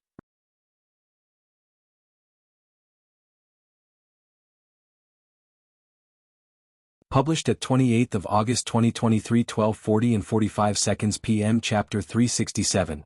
Chapter 367. Not aware if audio player doesn't work, press stop then play button again. Chapter 367. Not aware, then they started to have some discussion about the new venture. In this way the recipe should not be spread around, and Xie Jingrong, Yuezheng Xiao expressed that they would only ask their most trusted servants to do that, not others. Moreover, they would never tell anyone that the creeping figs were the original material used for making the jelly. Xiao Xian was glad because with Yuezheng Xiao's help, she would be able to open the shop soon. All she needed to do henceforth was to lie still and get earnings, instead of being worried about getting set up by competitors. Although she did have the plan of opening a few dessert stores after a few years, she also believed that finding a partner would help a lot. However, one store would not bring in much money. Only a chain of shops would help to bring in a lot of profits. They could serve sugar water, jelly as the main dishes whilst adding some exquisite pastries and snacks. As for how they should do that in detail, they needed to have some more discussions. Xiao Xian did not need to worry about page boys that ran errands, because Yuezheng Xiao and Xie Jingrong would help with that. They could arrange someone to do that and there would be no obstacles for them. It was definitely much easier to do the business in a partnership than being alone. Yuezheng Xiao and Xie Jingrong stayed back at the first section of the family for dinner. Rabbit meat was fried in oil, the roosters were stewed in water, and a few small grouse were simply marinated and then deep-fried. They were the size of pigeons and were easy to cook in a pan. The skin was golden and crispy, the meat was tender and juicy. They made another pot of sauerkraut and mixed fish, and stir-fried 2 fresh vegetables. They were going away the following day, but they would visit them and stay overnight when the new house was built. Miss Fang smiled and nodded at the 2 guests in enthusiasm. Xiao Xian and Miss Fang prepared a lot for them to bring away, including bergamots, roosters, hares, fresh mushrooms, fungus, some fresh fruits. Since they were leaving, the dinner was prepared ahead of time. They were just about to eat dinner when Shao Liulang and third uncle arrived. Third uncle was feeling a bit displeased. Yunduan, your friends are here, why not ask your cousin to join you? You just don't know what to do. Shao Liulang had been studying at the college in town for years and he could figure out people better than his family did. Judging from Xie Jingrong and Yuezheng Xiao's manners, he could tell that they were not in a low position and that they were not just some rich people or ordinary businessmen. Especially Xie Jingrong, who looked so handsome and well-behaved. He was definitely more than just an elegant man. Shao Liulang let out a sigh of relief. Hearing that the first section of the family was receiving some guests, who were Xiao Yunduan's rich friends, he had the intention of coming and seeing what was going on. He did not expect his mother to come with him because he knew clearly that his mother would ruin his face. He did not even want Xiaoji to come along, fearing that she would cause trouble as well. Hearing what his father said, Shao Liulang interrupted with a gentle tone. Dad, don't say such words about your cousin. We are in a good relationship and his friends are mine too. He probably thought that I would not like joining them in the mountains, thus he didn't tell me about it. Third uncle was startled. But, it is fine. Just go home, Dad. Mom is waiting for you at the dinner table. Third uncle had no idea what made his son do so, yet he believed that he had a reason for his behavior. So he had to press down his questions and quietly left in silence. Xiao Liulang walked up in a manner he considered elegant, and greeted Xie Jingrong and Yuezheng Shao with a smile. My name is Shao Yunjiang from Minghua College, Yunduan's sixth cousin. How should I address the two of you, Pai?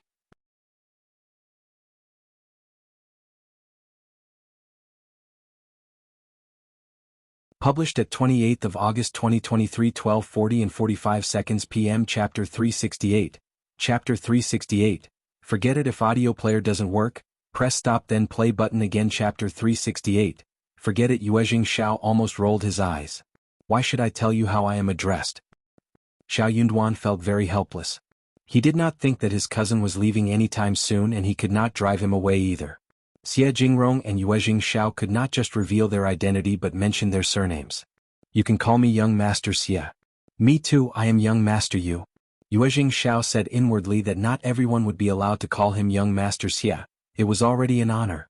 Otherwise they would not even want to look at this young man. Xiao Liulang did not find the attitude of the two of them embarrassing. He smiled and sat down comfortably. Oh, two young masters, greetings, welcome to our village, Xiao Yunduan. Anyway, he decided to keep a low profile. The moment third uncle left, Miss Fang asked Tao Tao to shut the door. Miss Fang regretted not having closed the door to avoid the trouble. Seeing the flattering smile on Xiao Liulang's face, Miss Fang could not help but feel furious. Soon the sound of door knocking arose, and instead of opening the door, Tao Tao went to get her mother. Miss Fang came to open the door with Yang Xiaoni and Tao Tao, seeing that it was Ms. Niu at the doorstep. Ms. Niu glanced at Miss Fang, who did not let her in, so she snapped angrily. Eldest sister-in-law, what are the two young masters doing here again? Why didn't you ask our sons and Miling to join them into the mountains for hunting? You can't possibly be avoiding us just because you have befriended some rich people. Miss Fang almost fainted out of annoyance. They are Yunduan's friends. Ms. Niu pursed her lips. So what? My sons can make friends with them too. Those two young men were just slightly richer than they were, so what? Ms. Niu would never want to befriend them but for their looks. Those two handsome young masters were just right to become her daughter-in-law. Ms. Niu was still wondering which young master she should pick for her daughter. Miss Fang snorted. They like quietness and don't prefer spending time with people they don't know. Ms. Niu's lips pursed. They can develop friendship, right? Are they leaving soon? Will they come tomorrow? Miss Fang's eyes rolled as she replied with a sarcastic smile. Of course they are leaving, but I am not sure if they will come back tomorrow. Ms. Niu heard that and decided to squeeze in. I will go and ask them. Save your breath. They are leaving soon. Miss Fang said, you can ask Yunduan. Don't try to push your way in. Ms. Niu was unconvinced. Miss Fang sneered. Those roosters and wild rabbits are not enough for you. Hearing the threat, Ms. Niu was still annoyed but did not dare to counter her. Alright, I will come and ask Yunduan later. Fine. Miss Fang shut the door and kept Ms. Niu outside. Ms. Niu was not convinced. But she did not want to argue with Miss Fang so as to leave a bad impression on the guests. She stared at the first section of the family's house and decided to wait until the guests came out. She would step forward then to meet them. Let's see if Miss Fang would be able to stop her.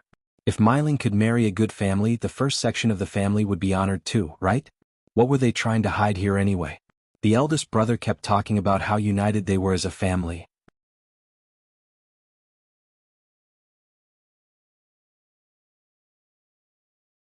Published at 28th of August 2023, 12:40 and 44 seconds p.m. Chapter 369. Chapter 369. Too annoying if audio player doesn't work, press stop then play button again. Chapter 369. Too annoying. They lived separately and they only cared about themselves. They should not trust him too easily.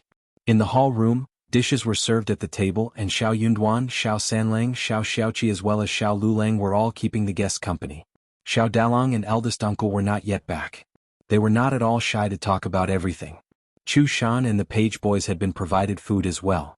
Miss Fang and Xiao Xian had not yet started to eat, because they were waiting for Xiao Dalong, Miss Su and eldest uncle to return. Even though Xie Jingrong and Yuezheng Shao ignored Xiao Liulang completely, yet he still behaved as if he were very well-mannered and learned so as to leave a good impression on the two young masters. He did not intend to leave when the dinner was served, especially when he saw the delicious dishes on the table. As the strong scent went into his nose, he could not help but swallow down his saliva. Xiao Liulang did not believe that the first section of the family had made those dishes. He assumed that Xie Jingrong and Yuezheng Shao had brought the food from some restaurant from the town. that made him feel even more envious. The dishes must have cost a lot because they included meat and were delicious, well-made and filled with rich ingredients. These two young masters were so generous. They must belong to really rich families. As they were seated, Xiao Sanlang and Qi also took their seats. But Xiao Liulang said, "Third cousin and Qi, you don't read. What is the point of being seated here? You want to understand what we are talking about, you can leave us here instead." Xiao Sanlang rolled his eyes. Leaving them here? Whose home was this? He not only came to their home to show off but even behaved as if he were the master of the family. Xiao Sanlang did not want to be talked down to. Before Xiao Yunduan said a thing, he smiled. "Sixth cousin, this is not right. What about you going back home and asking the third aunt to prepare a table of dishes to treat the two young masters?" Xiao Liulang stiffened and asked with displeasure. "What do you mean?" Jingrong said, "Sanlang and Qi are both very nice." Yuezheng laughed. "Let's just eat. We should leave before it gets too dark." Xiao Yunduan smiled and nodded. "Please?" Xiao Liulang was quite displeased but said nothing more. Seeing that everyone started to eat, he could not stand it any more. He took a piece of meat and bit it and found that it was delicious. He added half a golden fried grouse and it was amazing as well. He wished that he could even chew the bones. Xiao Liulang kept reminding himself to remain well-mannered, still he just could not help but reach for the dishes. He enjoyed it so much that he forgot to suck up to Jingrong and Yuezheng. As a result, Xiao Yunduan and Jingrong as well as Yuezheng had a nice chat with each other. It was a good meal, but it was a bit disappointing for some outsiders to get in. Jingrong and Yuezheng didn't eat much, but Xiao Sanlang and Qi didn't want to let Xiao Liulang eat too much, so they kept eating. By the end, Xiao Liulang was quite full.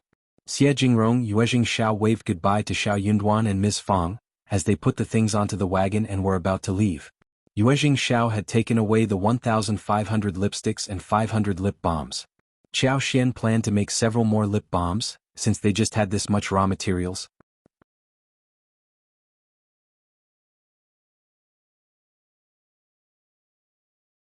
Published at 28th of August 2023, 12:40 and 43 seconds p.m. Chapter 370. Chapter 370. Goodbye. If audio player doesn't work, press stop then play button again. Chapter 370. Goodbye. Generally speaking, Jingrong and Yuezheng were very satisfied by what happened. They enjoyed the landscape, hunted, ate good food and started a new business plan. They waved goodbye to each other at the door. Jingrong tried his best to go forward just to speak a few words with Jingrong, trying to hold Jingrong's hands. But Dong could not stand it anymore and separated Xiao Liulang from Jingrong. He said impolitely, "Stay away from my young master."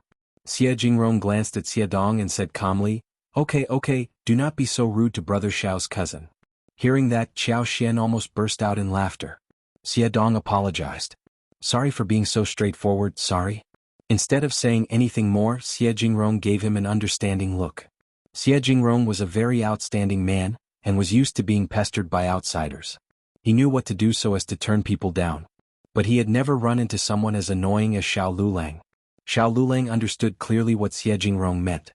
He forced an embarrassed smile and his cheeks turned red. Having said the words, Jingrong and Yuezheng went onto the wagon. At the same time, Ms. Niu rushed forward with Xiao Miling, whose face was flushed. "Oh, two young masters." Ms. Niu rushed forward and smiled. "It is getting so late, why not stay for one more night? We have 2 empty rooms for you to stay overnight." "Second aunt, these two young masters still have business to do and anyways we can entertain them well. Don't worry about it." Xiao Yunduan had not wanted to start an argument with them, but they were getting more and more ridiculous. Ignoring him, Ms. Niu shouted, seeing the wagons which were ready to leave. "Two young masters, have you both gotten engaged?" Jingrong was speechless. Yuezheng chuckled, lifted the curtain and said, "We are both engaged and our fiancés are born noble, good at flute, chess, calligraphy and painting. Even their maids are good at reading and writing poetry." "Ms. Niu." Yuezheng laughed, nodded at Xiao Yunduan and put down the curtains.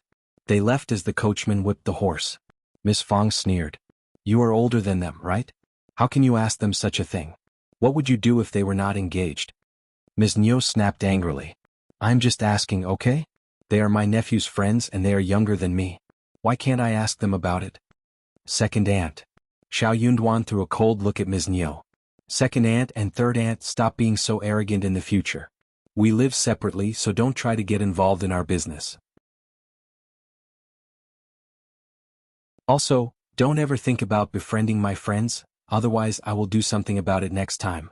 Thank goodness Xie Jingrong and Yuezheng Xiao were people with a good temper and had a good relationship with him, otherwise the whole thing would have been so embarrassing. But what about the future? He might make more friends. If every time the second and third section of the family kept getting themselves involved in his business, it would be very troublesome for all. What? Remember what I said, second aunt? Xiao Yunduan said coldly and left. He wasn't a very talkative person, nor did he get angry easily.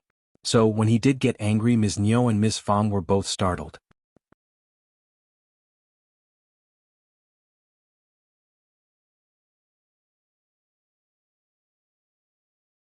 Published at 28th of August 2023 12:40 and 42 seconds p.m. Chapter 371. Chapter 371.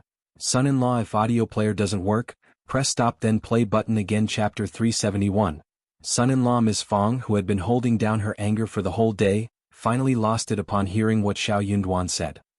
She sneered at Ms. Niu. Heard that? Stop messing around. Why can't you just live your own life well? Why do you keep causing others trouble? I will not be nice to you anymore if you continue like this. Ms. Niu told herself that they had never been nice to them. Ignoring her, Ms. Fang and her family went back to their home and shut the door. Ms. Niu said furiously, "What are you so angry about? You are just mean people who get lucky. What is the point of being so conceited just because you have got a rich daughter-in-law?" Ms. Niu mumbled and left hesitantly. She was totally disappointed. Her son-in-laws were gone. Why were they engaged? That was such a pity. Ms. Niu dropped the idea when the two young masters were engaged. It was never easy to break an engagement. But Shao Meiling looked disappointed. Shao Meiling felt so ashamed when hearing what Ms. Fang said to her and had almost dropped the idea. But she got totally dumbfounded when she saw the two young masters personally. The two young masters looked so handsome that she just could not move her eyes off them. She had never seen such good-looking people before.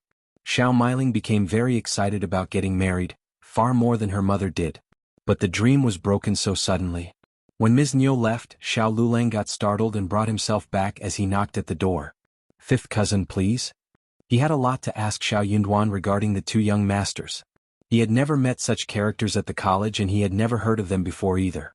But they were so outstanding that they would always draw attention. How did Xiao Yunduan get to know them? Xiao Yunduan stood in front of him as the door was opened. He asked coldly, "What else do you want?" Xiao Liulang could not help but feel a bit timid. But the next second he got a bit furious and asked with displeasure. "Fifth cousin, why do you speak with me like this? I never want to mess around with you, but that doesn't necessarily mean that you can behave arrogantly in front of me." Xiao Yunduan stared at him coldly. "Xiao Liulang, your behavior was way over the top. They are my friends, not yours. I hope you bear my words in mind, and don't try to pretend as if you are the master of the family and speak some strange words." Xiao Liulang got so furious that he could not utter a word. Xiao Yunduan shut the door after throwing a cold look at him. Xiao Liulang did not realize what happened after standing at the door for a long while. He clenched his teeth and said, "What are you being so arrogant about?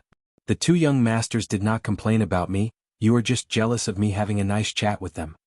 Xiao Liulang always spoke well of himself and he was not even bothered to conceal that. He just felt so ashamed to have his drawback been pointed out. How dare Xiao Yunduan speak to him like this? That was so irritating. Did he think that he was going to turn to him for help? He should wait and see who would be the beggar in the future.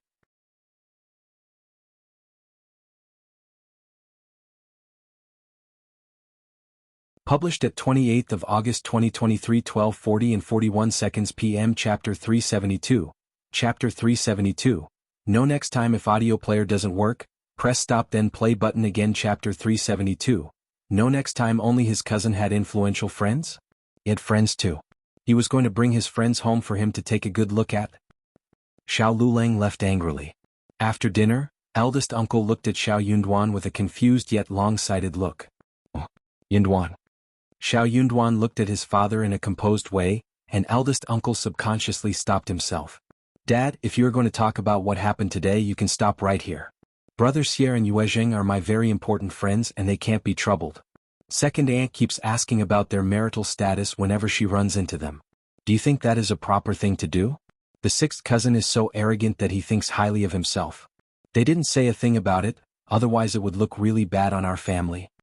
If I pass the examination, there will be more such guests in the future. If they keep messing up like this time, do you think that I can afford to offend every guest? Not everyone is so good-tempered like brothers Xia and Yuezheng. I am letting you know there is no next time. If they continue to act like this, we'll drive them away without any negotiation. Having said that, Shao Yunduan left with Qiao Xian. If his relatives behaved like that all the time, he would lose all his friends and have his reputation ruined.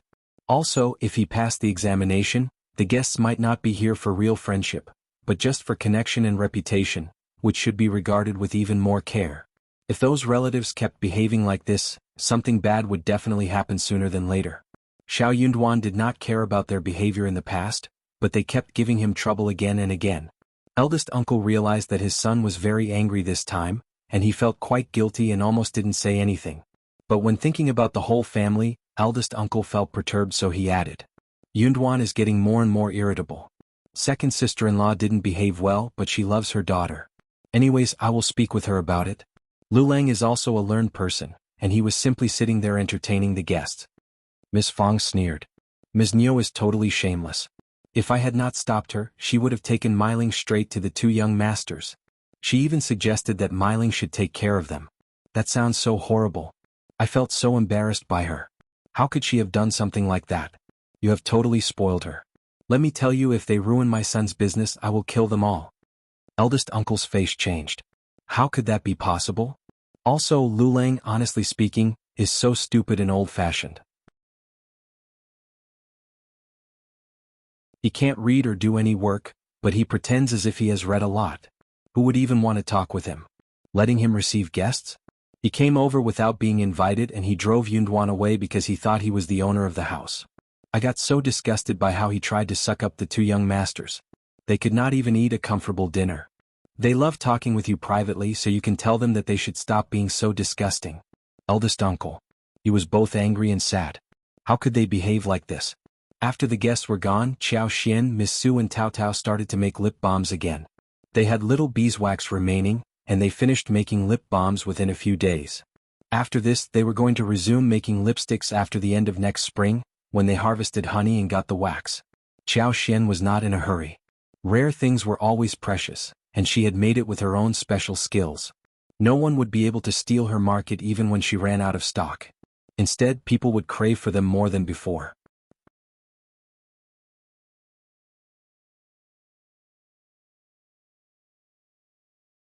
Published at 28th of August 2023, 12:40 and 40 seconds p.m. Chapter 373. Chapter 373. T-Seeds. If audio player doesn't work, press stop then play button again. Chapter 373. T-Seeds. She had more than 10,000 liang, and when the lip balms were sold out, she would earn 12,000 liang in total. She had so much savings. Qiao Xian also gave money to her family after selling the lipsticks and lip balms. Miss Fang received 100 and the others obtained more than 10 liang. Everyone present had made efforts and worked carefully and hard for her. What she needed to do was to teach them how to do the work so she could let them be on their own. That saved her a lot of trouble, and for that she offered them good profits. When lipsticks were done, Qi, Tao Tao, Shao Sanlang and Yang Xiaoni went into the mountains again, to find the creeping figs. She decided to buy some more land at the Zhang village to plant the creeping figs. But the fruits would not be harvested until autumn. They would need to find some more fruits to open the dessert stores. If the wild-growing creeping figs were not enough, then the opening of the dessert stores would need to be postponed. They could sell other desserts to start with, but the first reactions would not be that striking. The crystal-clear jelly was not only good in appearance and in taste, but also had strong plasticity. It could be paired with crushed nuts, fresh fruits, syrup, milk and many other things. Even Xie Jingrong and Yuezheng Shao had never seen it before. Therefore, the jelly had to be used as the top-selling item for the store. The creeping figs were climbing plants and they were growing in a large area. Qiao Xian used her superpower and saw a big patch of it. They spent more than 3 days getting all the fruits home from the deep valley. They were all so motivated to get those fruits home because they could be used to produce such excellent dessert. Finally, they had quite a lot in stock. Thinking that the tea trees they had planted should ripen by this point, the whole gang went to pick the seeds of tea together. Qiao Xian was going to store the seeds for the next spring, so she could cultivate the buddings and do the transplantation. She was going to use her superpower to make the trees grow faster, better and healthier, which solved all the problems of transplantation that everyone else worried about. She was going to dig some buds from the mountains for the land, which would need to be expanded. When the planting was done, they could just wait to receive the money. They came to the forest of the golden sprouts. It was not the time for tea harvesting, but the trees grew so well that every leaf seemed to be lush and vibrant. As they approached the tea trees, they could smell the scent that freshened up their mind. Qiao Xian could not help but take a deep breath. The excellent tea leaves were really outstanding. There were many tea seeds falling down in the bush. Qiao Xian ignored those that had not yet ripened on the twigs. The unripe tea seeds could not be used as the real seeds. It was not very easy to pick the right tea seeds from such a messy bush. They had no other tricks except for using their eyes and hands to seek carefully and pick. They needed to be very cautious when they were doing the work in case they damaged their fingers. Qiao Xian smiled. "We are working so hard today. Let's have a delicious dinner tonight."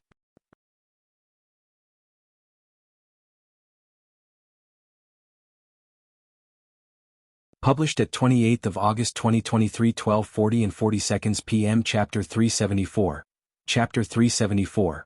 More land. If audio player doesn't work, press stop then play button again. Chapter 374. More land. That cheered up everyone. They laughed and agreed to her proposal heartily. It was never easy to make a table full of dishes, especially when it came to the people who ate a lot. Qiao Xian did not cook every day. Normally it was Miss Su and Yang Xiaoni who cooked, and Tao Tao helped. Now Ms. Zu's cooking skills had improved a little, mainly because she was willing to put seasonings, and knew how to put various condiments such as oil, salt, sauce and vinegar together. In addition to the vegetables in the yard, there were also dried bamboo shoots, various dried mushrooms and fish. Shrimp, meat, tofu and other delicious ingredients that were cooked over a fast fire, and the taste would be equally good. Qiao Xian had thought that the seeds could be picked within one day, but the time was limited, and she had to postpone the work of golden sprouts. It seemed that they needed to work one more day to pick the lavender. After around a week, when a new patch ripened, they could come and pick it again. That was very troublesome, and the harvest was full, so Qiao Xian made a calculation and found that there should be at least 20 or 25 kilograms of it. The seeds were raven, plumpy, oily on the surface, looking really good. Qiao Xian could easily feel that what was hidden under the shell was full of liveliness. They did not stay late in the mountains. By the time they went home, the sun was just setting. They gathered the seeds, and after taking a shower, Qiao Xian started to make the dinner. She had already put dried shrimps and dried hairtail in hot water, and now they were ready. She even put some sea cucumbers and abalones in water, but she was going to leave them until tomorrow, since it was very late to make it this evening. Dishes like braised sea cucumber with scallion and braised abalone and soy sauce had been made twice before, and her family loved them. They went into the mountains and brought some things back, including shrimps, hairtails and one rooster. The dishes included roasted shrimp in tomato sauce, refreshing and sweet, and pan-fried octopus, which was tender and delicious. The rooster was made with garlic and green onion as the main condiment, so they had one dish made of ginger and spring onion chicken. Miss Fong had bought 2 chunks of tofu. She cut them, fried them and cooked them with mushrooms. They picked some vegetables from the garden and finally everything was set. The whole family had not eaten dishes made by Qiao Xian in days, so they could not help but eat one more bowl of food. The following day they brought some seeds of lavender home. They were not as many as those of golden sprouts, but there were not 2 less as well. They could do one more round of harvesting. Qiao Xian had not expected that they could fill up the 5 mu of the field at one go. She had not hired people for this level of project and they could barely manage it personally, so they would take the amount step by step. They would plant one more patch in the following year. Qiao Xian felt a bit guilty when the whole family was helping her diligently. So, she told Xiao Yunduan that she would buy some things in the town when he went to the college, like winter clothes and so on. "We will go to the agent and buy some more land for the creeping figs. We will plant over dozens of mu. And we will need to find people to open the land in the tea mountains. We can speak with the land officer at the Zhang village. If the villagers are willing to help us, we can hire some from the nearby place so they could also earn some money." Xiao Yunduan nodded and then looked at her. "We are not living there and Uncle Erju is taking care of things for us. We should visit the land officer if we need his help." "I agree."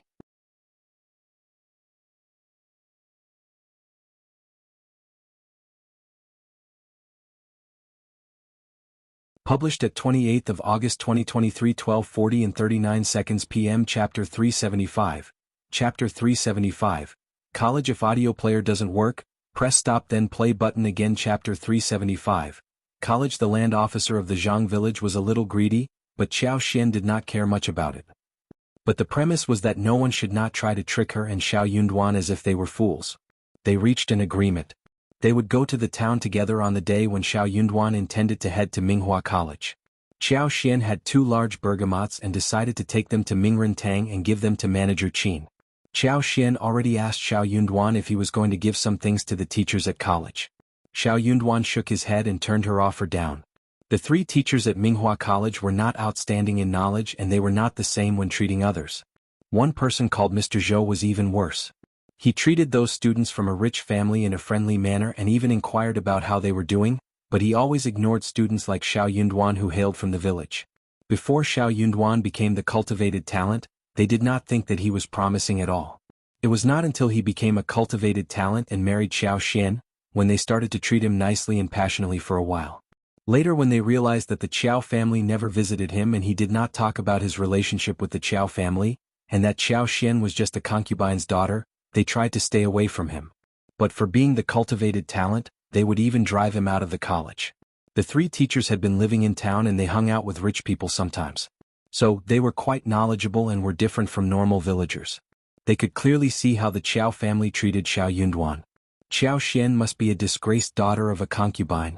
Hence, the Qjao family would not like this son-in-law of theirs. Therefore they would not mingle with Xiao Yunduan.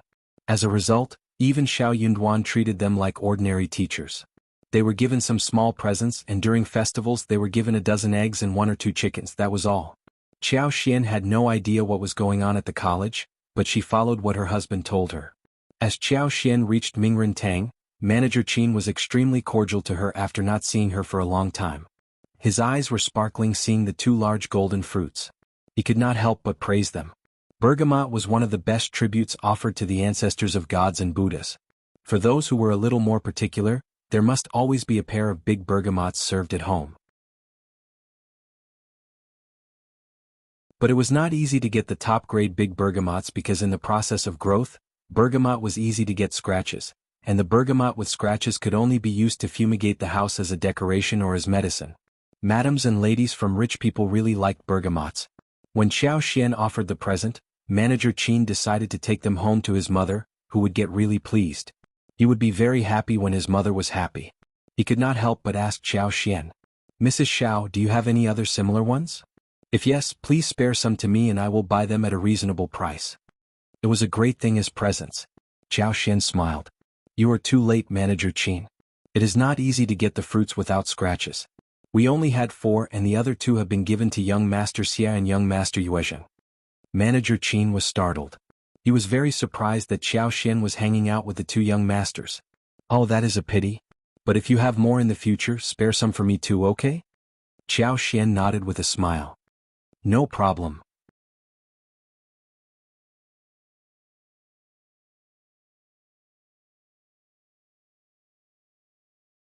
Published at 28th of August 2023, 12:40 and 38 seconds p.m. Chapter 376. Chapter 376. The Creeping Figs. If audio player doesn't work, press stop then play button again. Chapter 376. The Creeping Figs. Manager Qin laughed and thanked her. He was not going to steal the fruits from young Master Xiao and young Master Yuezheng. They had a small chat and after that Xiao Xian went shopping. She went to the cloth shop first, and bought a lot of fabric suitable for cutting clothes in autumn and winter. The ones she had bought in the province were not meant for winters. After that, she paid page boys to deliver them to Mingren, which the page boys agreed to. She also bought some skincare products at the cosmetic store. Lipsticks were already very popular, and Xiao Xian overheard some rich ladies and madams talking about lipsticks at the store. The women were greedy for the lipsticks, and they kept urging the manager to see if she could get some samples from the province. Even paying 7 liang for 1 lipstick was okay for them. Their housekeepers had been to the province many times but they all failed to buy even one. The manager smiled helplessly. She would very much like to buy the lipsticks which were famous everywhere by now, but it was the 3rd young master of the Yuezheng family who ran the business. Moreover, they always ran out of stock as soon as they were placed on the shelf. Where was the chance for finding spare ones for the outsiders? The lipsticks were precious and extremely short in supply. The manager just could not get the chance to get even one. Xiao Xian was quite surprised. She had not expected that such highly priced lipsticks could be sold in this small town, but the truth was that all women loved to look pretty. Her lipsticks were the only existing products in the whole world and no one would be able to resist the charm. They still had many spices prepared at home, and those things did not go bad so quickly. She had bought them from the province. She walked around the market and decided to take some pork home. Fresh pork would last a few days under such weather. She bought ribs, pork belly, hind legs, pork knuckles as well as pork liver, pork belly, spending nearly 300 when at one go. The butcher sold her the meat with an enthusiastic smile and gave her a pig heart as a present. Xiao Xian thanked the butcher with a smile, and began to think about what to cook in her heart. She thought about making stewed pork ribs, deep-fried pork ribs this evening, sweet and sour braised pork the next day, and half of the pork belly would be made of twice-cooked pork and half steamed with noodles. She decided to make stir-fried hind legs and salted pork knuckles for the day after tomorrow. Pork belly, pork liver and pork heart were all prepared for tonight. After processing the remaining ones, she could fry the hot and sour pork belly, pork heart and pork liver with pickled vegetables. Ginger slices would be used to remove the strange smell from the meat. Scallops and eels would be added to make it more delicious. She was drooling for pork which she had not eaten in a long time. After delivering the meat back to the pharmacy, Xiao Xian went to the market and bought a few more things. Then she went into a restaurant, ate one bowl of noodles before heading back to Mingren Tang, where she waited for Shao Yunduan. Shao Yunduan met her at the scheduled time. They went to fetch the agent, rented a wagon and headed straight to Zhang village.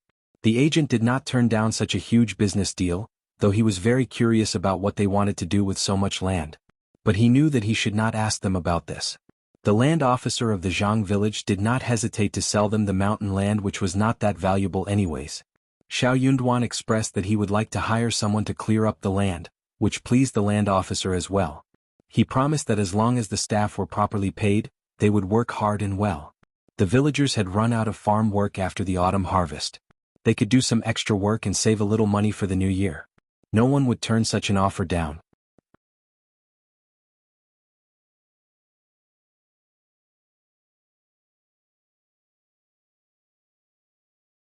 Chapter 377. Tea Mountain. After the agreement was reached, Xiao Xian and Shao Yunduan went to visit Ding Erzhu and Ms. Zhou.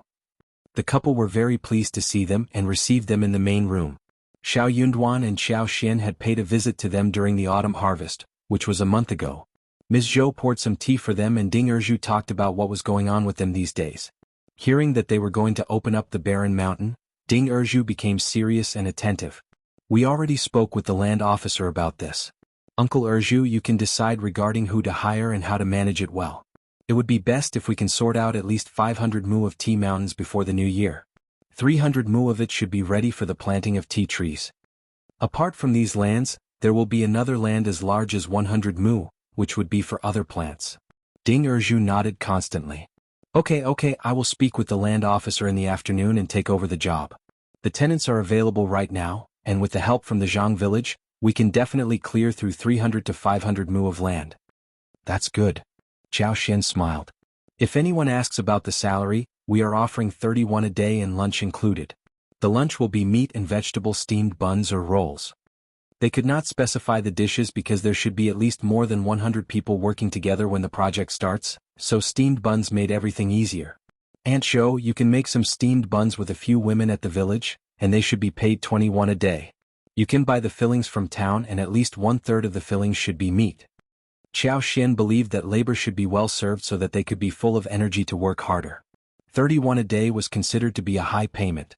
Ding Erzhu felt concerned on their behalf, so he said, the salary is too high and the competition would be fierce. That would be quite troublesome.